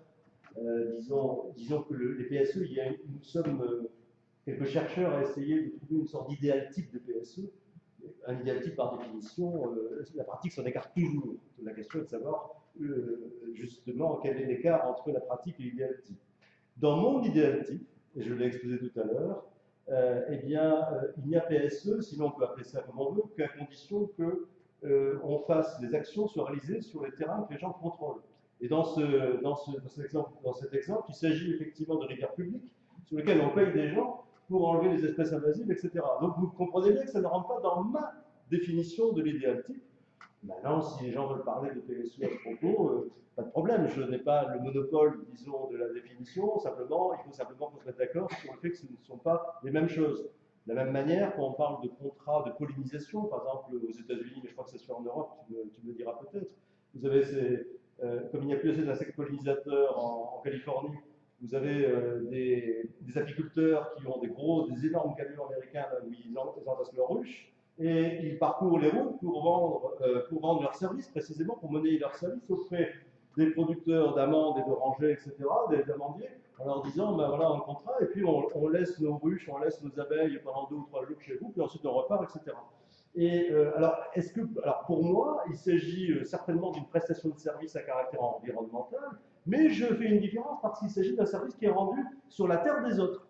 Et fondamentalement, pour moi, on ne peut pas comprendre les PSE, le principe pollueur-payeur, tout ce qu'en économie on appelle le système gaussien, etc., qui dit finalement, eh bien, l'optimum peut être soit avec le pollueur-payeur, soit au contraire, c'est celui qui est victime de l'externalité qui va payer l'autre. On ne peut pas le comprendre sans comprendre cette question des droits. Le droit de propriété qui, pour moi, est un point fondamental et malheureusement trop peu souvent mis en avant. Et bon, je pense que sur les discussions qui ont été menées sur la question justement de l'eau en forêt, enfin, il faudrait peut-être regarder du point de vue typologique, mais bon, il n'empêche qu'on peut faire des choses tout à fait intelligentes, tout à fait sympathiques, etc., sans avoir, disons, tout en ayant des différences de vocabulaire et de concept. Alors sur la question service public, je crois que je te laisse, mais je pense que là aussi, ce que vous avez dit, l'histoire du crowding out, de l'éviction des motivations civiques et des intéressés, constitue pour moi un sujet de recherche important. Donc peut-être... Oui, je suis assez d'accord pour dire qu'il y a une tendance effectivement c'est le succès du terme, à vouloir le mettre à toutes les sauces. un cantonnier qui va désherber un cimetière, ça sera bientôt un service environnemental. Bon. Donc, effectivement, je crois qu'il faut revenir à la définition initiale, c'est-à-dire, est-ce qu'on est en présence d'un écosystème qui fonctionne et y a-t-il des pratiques humaines qui modulent ce service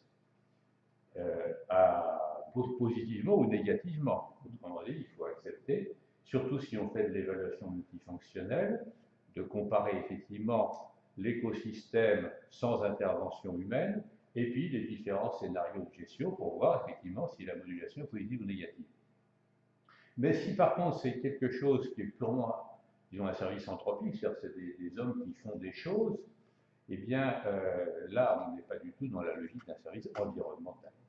Alors sur la question du service public, bon, je l'ai mentionné rapidement en prenant l'exemple de ces pays qui, voyant diminuer les donneurs du sang bénévoles, ont rémunéré les donneurs de sang et qui ont constaté que la qualité sanitaire de ces prélèvements se dégradait, pour des raisons que vous pouvez imaginer. Moi, je pense quand même qu'il y a un principe général en France qui est l'égalité devant la charge publique, qui est de dire qu'effectivement, tout citoyen est susceptible de supporter ou de contribuer à un certain nombre de choses qui sont de nature de gestion de biens publics, mais qu'effectivement, contrairement, on est dans une situation où certains citoyens se retrouvent à supporter, je dirais, un excédent de charges publiques, il est assez normal, effectivement, de compenser éventuellement. Et par exemple, dans le cas de l'agriculture, parce qu'effectivement, je crois qu'Alain l'a bien montré, il y a une approche assez théorique des économistes de dire mais pourquoi faudrait-il rémunérer, il n'y a pas d'additionnalité, etc. Puis il y a une approche pragmatique, un petit peu d'éthique conséquentialiste, c'est-à-dire on veut obtenir un résultat, eh bien si on veut obtenir ce résultat, prenons les moyens adéquats. Et je prends un exemple que vous connaissez bien ici, qui sont les algues vertes en Bretagne, par exemple. Bon. Il se trouve effectivement que quand on a la malchance d'être agriculteur sur un bassin versant particulièrement sensible, parce que la géologie, l'hydrologie et autres font que dès qu'on va un petit peu dépasser la charge admissible en azote, ça va partir vers l'océan. Eh bien, alors que si on est sur le bassin versant de la Vilaine, on peut faire tout ce qu'on veut parce que vous savez que les eaux de la Vilaine, il y a un grand courant côtier qui emmène au large très rapidement ce qui sort de la Vilaine. Le fait, effectivement, de dire ceux qui sont, disons, dans ces bassins versants particulièrement vulnérables, ça ne choque pas de ne pas dire vous devez supporter un excédent de charge publique et vous devez être plus vertueux que les autres. Bon. Donc effectivement, je pense qu'il faut avoir cet esprit quand même d'égalité dans la charge publique pour éventuellement ajuster cette prise en compte d'un surpoids de charge publique.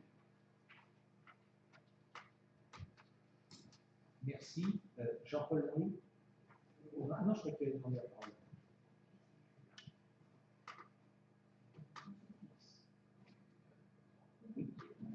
Bernard Saugier. Oui, moi j'avais d'abord une question. Je vais demander à chacun des intervenants, parce que tout le monde ne connaît pas tout le monde, de se présenter. Je pense que ça sera plus simple. Bernard, et de se lever. Bernard Saugier, j'avais une question, je pense, c'est Bernard Chevasseux qui a parlé dans son exposé du fait que quand on comparait par exemple la gestion écologique d'un périmètre de captage avec la construction d'une usine de traitement d'eau, il pouvait arriver que ce soit moins cher de construire une usine de traitement d'eau. Dans le cas de la ville de New York, je crois qu'ils ont fait le choix de ne pas construire une usine de traitement d'eau. Et il y a eu une analyse économique, ce que j'en ai vu, parce que je ne suis pas économiste, qui était basé sur un argument qui vous a coûté à peu près 3 fois moins cher quand même de gérer le périmètre de captage pour cette grande ville. Je crois qu'à Munich, il y a eu des choses à peu près comparables. Alors, bon, alors c'est pas exactement uniquement la gestion de la puis, c'est aussi la gestion de toute l'agriculture dans la zone qui est importante. Mais ma question, c'est est-ce que ces exemples ont été suffisamment bien documentés pour qu'on puisse en tirer des enseignements généraux? Est-ce que ça relève de ça? Et il y avait une autre question que je me suis posée, c'était dans nos pays où la croissance démographique est limitée, je pense que le problème ne se pose pas de la même façon que dans les pays où il y a une augmentation de population de 3% par an, comme dans l'Afrique subsaharienne. Et donc là, on peut être tenté de poser le problème de l'alimentation en eau de manière très différente. Il faut savoir si c'est du commentaire.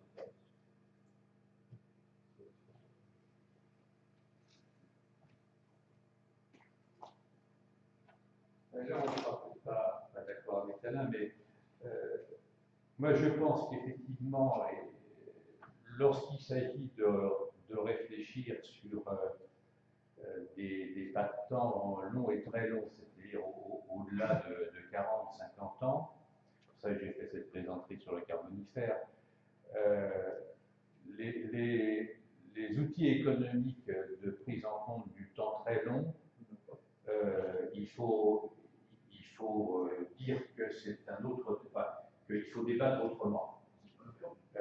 Autrement dit, effectivement, dans le cas que tu citais, et je crois d'ailleurs qu'il y a des réévaluations qui ont montré que c'était pas si évident, mais je crois que lorsqu'on dit on va aménager un territoire avec des infrastructures écologiques multifonctionnelles et autres, il faut poser le débat en montrant effectivement les avantages et inconvénients, mais je pense qu'effectivement faire passer ça, et vous savez c'est un gros débat actuel sur la manière dont on calcule la rentabilité de l'investissement public, sur les bilans socio-économiques de l'investissement public. Christian, tu connais ça, tu pourras en parler. Je crois qu'effectivement, quand on réfléchit sur des pas de temps très longs, je prends un autre exemple, puisqu'on avait travaillé avec Jean-Michel Fath là-dessus, sur les évaluations, dans lequel on dit, ben oui, mais il faudrait corriger par l'opinion que l'on a sur la valeur relative des actifs environnementaux par rapport aux produits manufacturés à long terme. Et à ce moment-là, on peut avoir deux opinions philosophiques, c'est-à-dire les progrès de la science et de la technologie feront qu'on aura de moins en moins besoin des services écologiques et on trouvera des substituts qui seront de moins en moins chers. Et donc, c'est d'ailleurs pour ça que le président Bush n'a pas voulu signer le protocole de Kyoto, puisque le raisonnement sous-jacent, c'est les progrès technologiques vont faire qu'on trouvera des solutions beaucoup plus bon marché à l'avenir, et pourquoi s'imposer dès maintenant dans notre économie des surcharges qui seront moins importantes dans l'avenir. Ou bien au contraire, on dit c'est une illusion technologique, et en fait ces actifs environnementaux, on en aura de plus en plus besoin. Et dans ce cas-là, il faut les valoriser positivement avec le temps. Alors là, je pourrais compléter parce que Stern a trouvé un compromis de valorisation très faible du temps. Mais personnellement, mais je ne suis pas économiste, j'ai l'impression qu'il faut poser politiquement la question du temps long et pas dire que c'est l'économie qui va effectivement pouvoir apporter ce nom. Mais non, simplement pour dire que moi je fais partie des économistes qui commencent à être de plus en plus nombreux. On peut en rupture avec tous les traditions de l'économie qui consistent, je pense que maintenant il faut absolument qu'on adopte des taux d'actualisation nuls, je ne dis pas négatifs, mais dans le calcul économique public, parce que je crois que fondamentalement il y a pas mal de débats, mais moi maintenant je suis persuadé, ça a toujours été que c'est à peu près la seule solution si on veut gérer des questions de long terme, c'est-à-dire que même un taux d'actualisation effectivement très faible, à très long terme, malgré tout, a une valeur absolument, dévalorise le futur d'une manière absolument inacceptable aujourd'hui, compte tenu des situations d'incertitude et de risque. Donc voilà.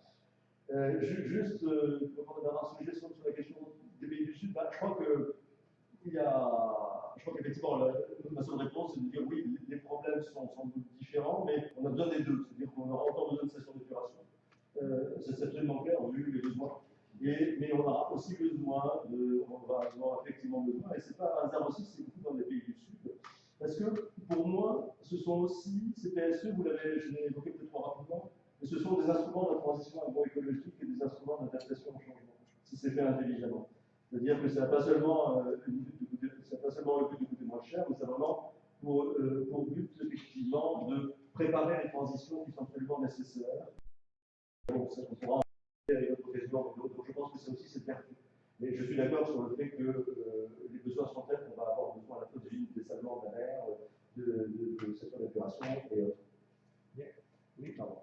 Il y a juste la question à évoquer et qui mérite d'être prise, qui est, et là aussi qui est assez pragmatique, c'est est-ce qu'on a une assez bonne maîtrise de la relation cause-réponse? C'est-à-dire, est-ce que c'est des outils de pilotage qui permettront d'induire des réponses graduelles ou au contraire, est-ce qu'on a des effets de seuil?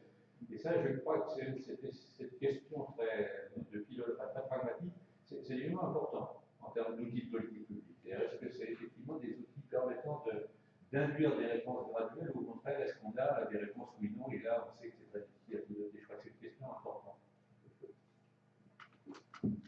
Merci. J'ai une question de Jean Laglace.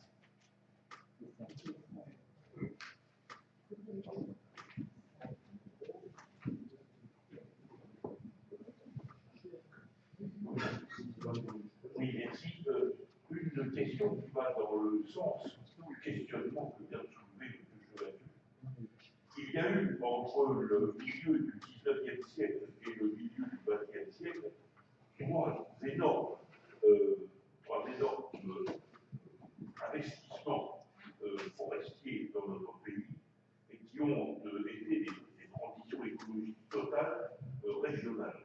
Alors, je peux dire la reforestation des Landes, la reforestation de la Champagne calcaire, qu'on appelle la Champagne bouilleuse du temps de mes grands-parents, et la restauration des terrains en montagne, qui a été une opération considérable sur le plan de la lutte contre l'érosion, en particulier. Alors, les Landes, comme la Champagne, ont été des investissements essentiellement publics et qui ont ensuite abouti à des exploitations forestières et agricoles, et donc à des résultats commerciaux privés qui ne sont certainement pas loin de négligeables. La valorisation forestière hollandaise, ou bien la grande culture dans la Champagne qui a été ensuite déboisée, sont tout à fait énormes.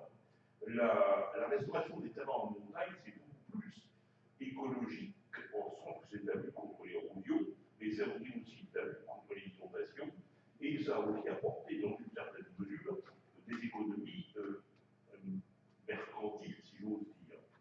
Alors, à cela s'ajoute une autre question qui est au fond presque la face noire de ces grands investissements. Depuis une quarantaine d'années, il y a une reforestation naturelle d'une partie de notre pays, surtout dans le sud-est, et cette reforestation naturelle mange des zones qui auparavant étaient occupées par l'agriculture, la petite agriculture qui n'avait pas un grand rendement. Alors ça se fait tout seul, et on aboutit curieusement, enfin c'est l'impression que j'en ai, on aboutit curieusement à une sorte d'appauvrissement écologique local lié à cette reforestation naturelle. Et là, curieusement, on a abandonné, au fond, de la propriété privée qui rapportait avant, et on charge le trésor public de la protection contre l'incendie et autres choses. Alors j'aurais aimé que vous nous donniez, je pense surtout M. Chevalier, que vous nous donniez votre opinion sur ces transformations territoriales.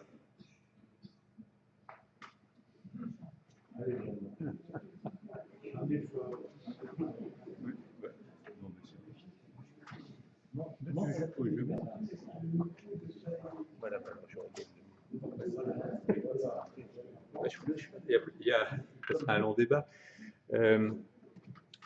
Le premier point, et c'est pour ça que j'ai beaucoup insisté sur la notion de service écologique, c'est que, bon, c'est une donnée, c'est que cette diversité de la mosaïque paysagère est particulièrement importante. Autrement dit,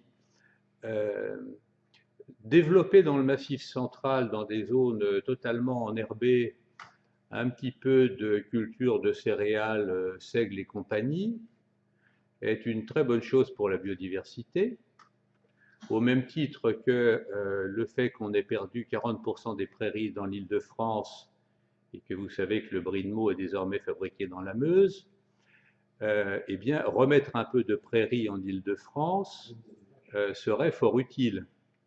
Et donc, c'est la même question par rapport au développement des forêts. Cette fermeture des milieux qui se fait et qui fait effectivement qu'il y a une homogénéisation, la perte de milieux ouverts et autres, eh bien,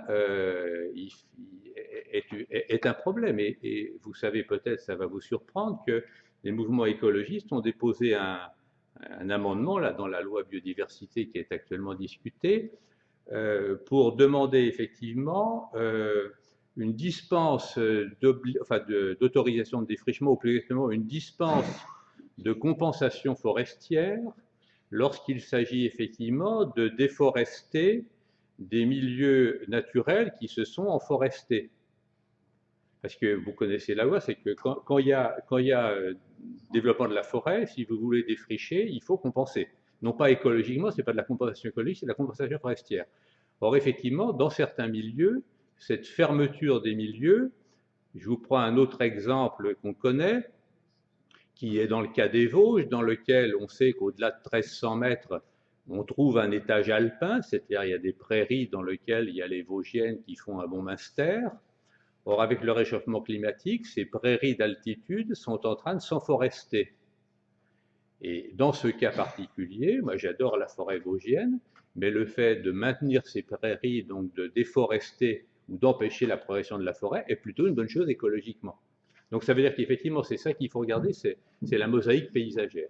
Alors maintenant, sur le bilan des trois choses que vous avez citées, c'est facile de faire de la politique a posteriori, mais je crois que ça serait trois études de cas intéressantes, parce que je pense que si on essayait de regarder tout ce qu'on a pu, enfin, quand on regarde les chroniques des grandes inondations en montagne des années 1850, et si on essayait avec des modèles hydrologiques d'aujourd'hui de voir en quoi la politique de reforestation des terrains de montagne a économisé comme dommage en termes de perte de sol et de dommages diverses, je suis sûr qu'on montrerait que c'était une politique qui a dû avoir un rendement de 50 pour 1. Mais c'est une hypothèse, mais je crois que... Bon. Par contre, si on regarde ce qui est devenu la Champagne et qu'on regarde ce qu'est actuellement l'évolution de la qualité des nappes profondes telle qu'on peut la voir à l'horizon 2050, avec les fronts de pollution azotée qui progressent, la question effectivement de l'intensification à outrance de l'agriculture en Champagne, j'aurais peut-être pas tout à fait la même opinion. Donc on pourrait effectivement essayer de faire peut-être un colloque sur les grandes politiques d'aménagement du territoire un siècle plus tard, pour en discuter, oui. Merci. Madame, vous voulez intervenir? Bonjour, je participe des AGT Global en Belgique, je suis correspondant étranger de l'Académie. Une question très courte, en fait, on a vu à quel point ce concept était complexe, était parfois théoriquement pas discutable, en tout cas discuté. Comment, de votre point de vue, vous pouvez expliquer la fascination qu'il exerce? Et qui était finalement beaucoup plus large que les réalisations concrètes en fait qu'on peut observer sur le terrain. Comment vous expliquez ça? Non, mais je crois que c'est pas un paradoxe, c'est que les termes polysémiques ou qui se prêtent à une grande diversité d'interprétations sont beaucoup plus facilement appropriables par une large diversité de gens que ceux qui ont un sens précis. Non, mais je veux dire, je vous donne trois exemples. Lorsque, avec Michel Griffon, on a osé parler d'agriculture écologiquement intensive, eh bien, ça a terriblement bien marché, alors que le concept n'avait pas plus de contenu que l'agroécologie lancée par Altieri dans les années 70. Il faut être honnête. Bon. Mais il avait une vertu d'oxymore qui fait qu'on pouvait prendre soit le premier, soit le deuxième, soit le troisième terme, et tout le monde s'y trouvait. Bon.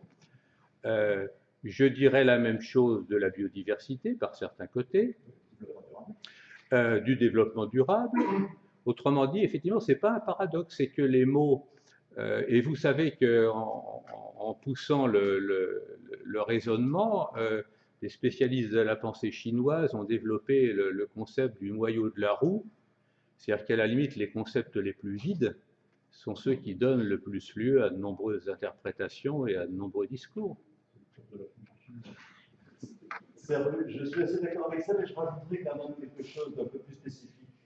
C'est que je crois qu'on est un peu dans ce qu'on peut appeler l'économie de la promesse. Excusez-moi. Je crois qu'on est un petit peu dans ce qu'on peut appeler l'économie de la promesse dans ce cadre-là, c'est-à-dire qu'au fond, la grande promesse vient aussi d'un grand malentendu à mon avis, mais tout le monde n'est pas d'accord avec moi. C'est que c'est arrivé aussi avec cette idée que pour sauver l'environnement, il fallait effectivement marchandiser, supprimer effectivement, donc il fallait introduire financiariser, mettre un prix à la nature, etc., qu'à partir de là, le marché allait résoudre le problème des externalités négatives par ce jeu. Et les PSE ont été vendus politiquement comme cela, même si il y a un très mauvais document, à mon avis, un documentaire, enfin très mauvais, on est un peu en polémique avec la réalisatrice qui s'appelle Eldorado de la nature, vous avez peut-être vu sur Arte, qui à mon avis tombe en plein dans le panneau de la marchandisation. Enfin, il ne parle pas des PSE parce que la réalisatrice m'avait contacté pour me dire est-ce que vous voulez. Je lui ai dit non, les PSE, c'est pas du tout ça. Donc, elle a mis ça de côté. Elle a parlé de la compensation, par exemple, beaucoup. Et je crois qu'on est devant effectivement cette promesse effectivement qui a été endossée pour dire on a enfin quelque chose qui va marcher parce que ce n'est pas de la réglementation. C'est du marché, c'est de l'incitation, c'est voilà, la théorie des incitations, etc. Jean Tirole, et donc toute cette promesse. Et le grand malentendu ou la grande ambiguïté, parce que quelqu'un comme, comment il s'appelle, Pavan Sougnev, il n'est pas fou du tout, il est dans le reportage, il dit très bien non, c'est pas du marché, mais c'est pas grave, on va laisser croire que c'est du marché, parce que comme ça on pourra vendre notre marchandise. Eh bien, marchandise dans notre concept, plus exactement, eh bien, je pense qu'en fait, que quand on fait une analyse, tout le monde n'est pas d'accord, mais je pense qu'on n'est absolument pas dans des instruments de marché, mais par contre, le succès dans les grandes organisations internationales fait que ça va dans le sens, effectivement, de dire on a enfin quelque chose d'efficace, que c'est pas cette horrible réglementation bureaucratique soviétique ou française, c'est effectivement quelque chose d'anglo-saxon, de marché, etc., etc. Je crois que le grand malentendu vient de là, et par ailleurs, je suis tout à fait d'accord avec le fait que le succès d'un concept, c'est bien son polysémisme et son caractère relativement auberge espagnole et creux, et là, c'est bien sûr aussi. Je vois que l'heure tourne, je vais prendre une intervention de Malcolm Hadley, et puis monsieur, et on s'arrête là.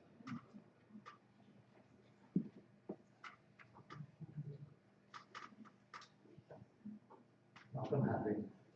Est-ce que je peux reprendre le commentaire de Saugier sur l'exemple de New York, surtout le Catskill Mountains, et les effets de cette polémique, dans le sens que qu'est-ce que ça coûte?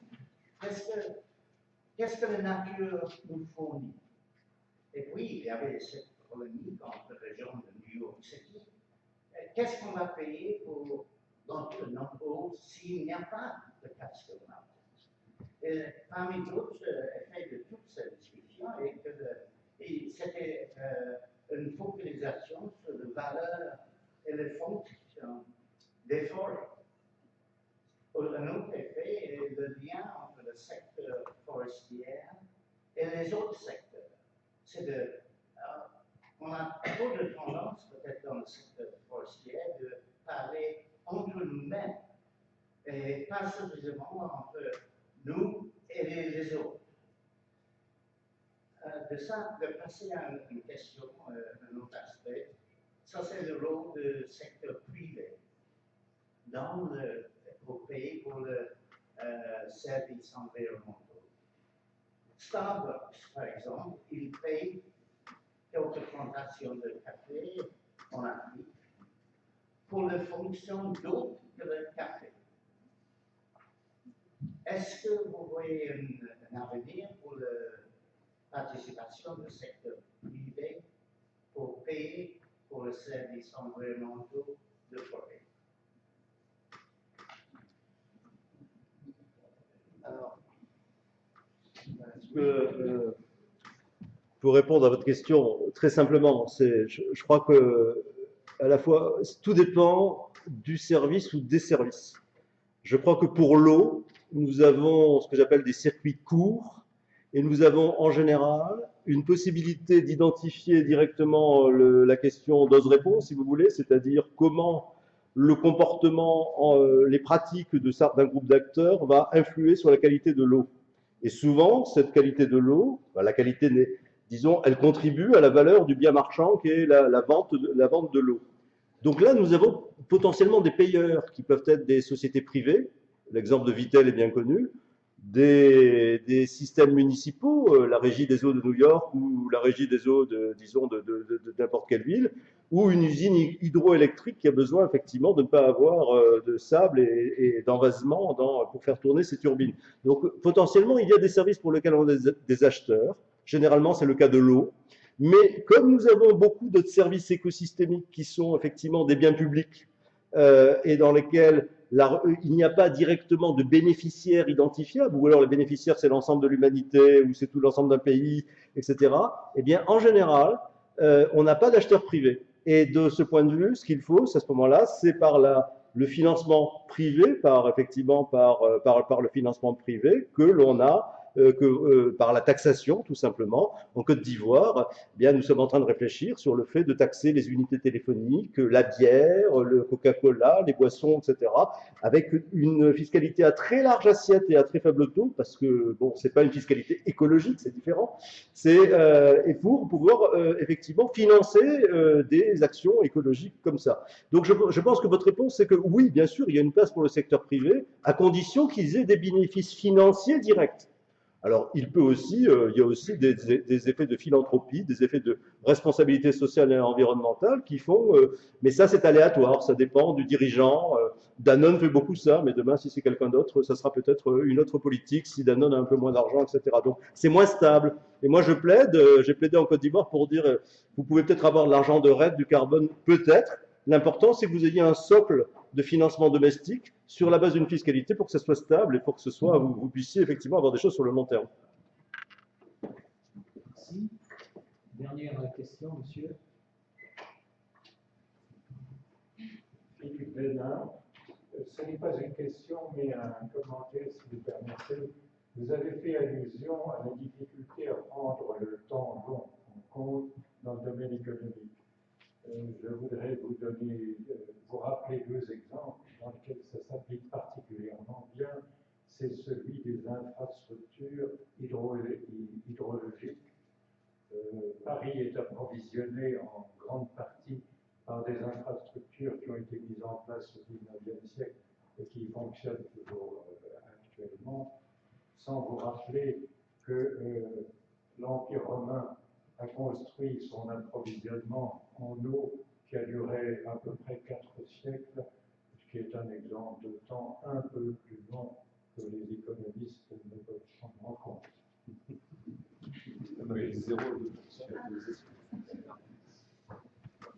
C'est pour ça que sans être trop long, vous avez vu que j'avais mentionné la question de la pédogénèse, parce qu'effectivement, le fait qu'un sol soit couvert par un système forestier avec un système racinaire profond en contact avec la roche-mère et qui lentement, très lentement, mais sûrement continue à former des sols alors qu'on en perd en surface parfois beaucoup plus rapidement, et que le fait d'avoir à la place une monoculture de maïs avec un système racinaire superficiel ne rend pas du tout le même service. Là, c'est typiquement un bien qu'il faut penser à des échéances très longues, et qui effectivement sera capital pour l'avenir de l'humanité. Donc encore un exemple, à mon avis, qu'il faut mettre en avant, mais pour lequel je suis d'accord avec Alain, il n'y aura aucun client privé qui sera payant pour la pédogénèse. Merci. Donc je pense que nous clôturons là la discussion pour demander à Jean-Luc Perron de nous donner les éléments de conclusion qu'il tire de ce débat. Merci, Monsieur le Président. Donc, la séance était formulée avec deux questions en apparence simples et qui souvent ont appelé des réponses simplistes. Je pense qu'à l'issue de cette séance, vous êtes convaincus que la question est quand même relativement complexe et qu'il faut la regarder avec une grande attention. Alors, cette question complexe, je pense que les intervenants l'ont effectivement regardée avec une grande attention, une grande clarté aussi, je pense, une grande clairvoyance. Ils y voient tellement clair qu'ils nous ont dit beaucoup de choses, donc la séance est extrêmement riche, donc il faudra certainement retourner vers leur présentation à tête reposée. Mais donc je voulais d'abord les remercier vivement pour leurs interventions, et puis en second lieu, dire que c'est quand même difficile d'en tirer l'essentiel et dans des mots de conclusion. Donc je ne veux surtout pas faire de paraphrase, surtout pas redire ce qu'ils ont dit. Je vais donc vous faire part de quelques sentiments, le premier étant que le dernier mot n'est pas forcément facile. Alors, une des questions, c'est pourquoi penser à développer les services et à inciter pour cela, donc qui a été bien reformulé par Bernard Chevassus-Louis. Donc, il nous a montré que les arguments étaient très discutés au sein des écologistes, au sein des économistes, entre économistes et écologistes.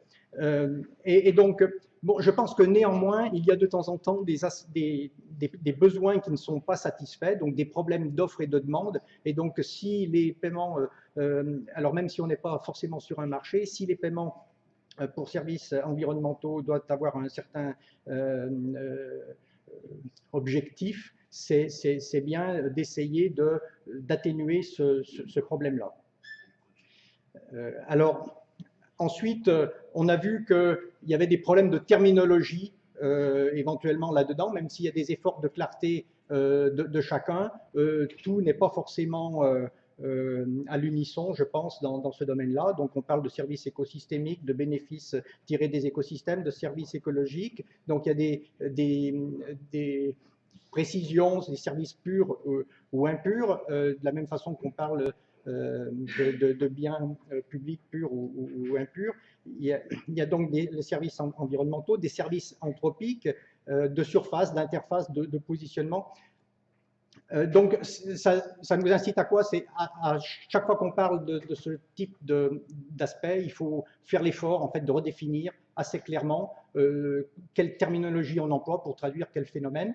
Donc là, vous en avez vu certains éléments, je pense, dans les présentations. Donc, si vous avez dans la tête que d'un côté, il y a la nature, de l'autre côté, il y a la société, qu'il y a des services qui vont de la nature à la société qui peuvent être écologiques ou écosystémiques, que par ailleurs, au sein de la nature, il y a aussi des services que la nature se rend à elle-même, qu'on appelle parfois services d'appui, parfois fonctionnalités écologiques, que du côté de la société, il y a aussi des services que la société se rend à elle-même, qu'on appelle en général services sociaux, et puis qu'il y a d'autres types de services que la société rend à l'environnement, à la nature, qu'on peut appeler services environnementaux dans certains cas. De temps en temps, on les appelle pression parce que ce ne sont pas des services, de temps en temps contraintes dans d'autres cadres conceptuels.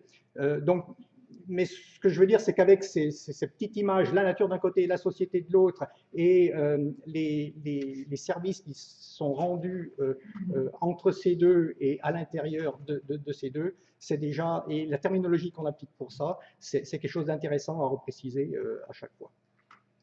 Alors, on a vu aussi qu'il y avait derrière la définition des problèmes des aspects de statut, donc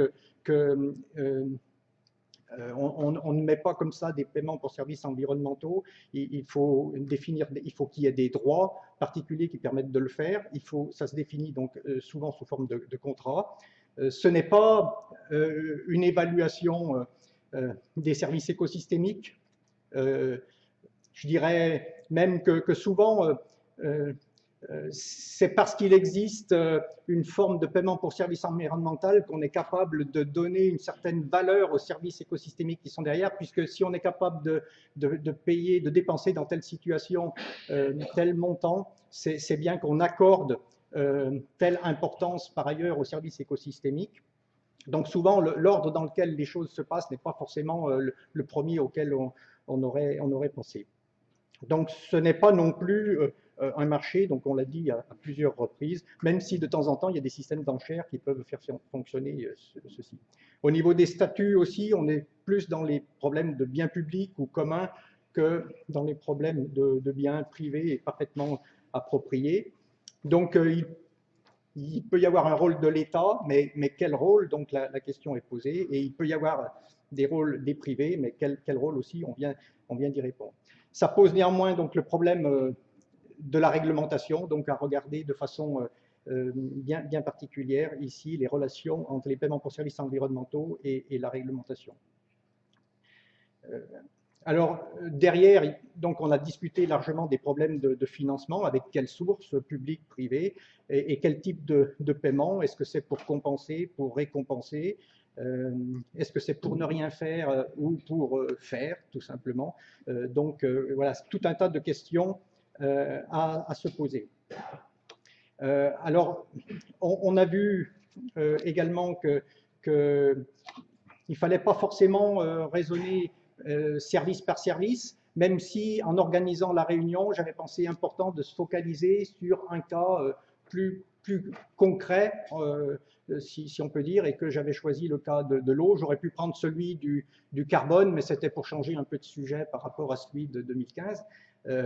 Et donc, on a vu que ça pouvait qu'on pouvait raisonner service par service, mais qu'il valait mieux aborder les problèmes par bouquet pour avoir un raisonnement plus global, que souvent ça se passait au niveau du territoire et dans le cadre d'un projet. Et que, en tout cas, il fallait bien comprendre les phénomènes, alors au niveau, on pourrait dire, biophysique, mais également mesurer les coûts, et en particulier les coûts de transaction qui pouvaient être prohibitifs dans certains cas. Alors également, il peut y avoir des risques derrière les PSE. Juste pour dire, un des risques mentionnés donc, était l'utilitarisme généralisé. Donc il faut faire attention aux généralités abusives. Alors, je ne vais pas là vous en dire beaucoup plus. Donc je pense que le problème n'est pas forcément simple, qu'il faut faire attention aux illusions, qu'il y a néanmoins des besoins, mais il faut les voir à leur juste valeur. Je ne pense pas qu'il faille tout rejeter, ni tout gober, j'allais dire. Il faut faire attention aux effets pervers. Et moi, ma conclusion, ça serait dire quand même qu'il faut une certaine dose de pragmatisme, en fait. C'est-à-dire les raisonnements théoriques sont intéressants, mais il faut être pragmatique.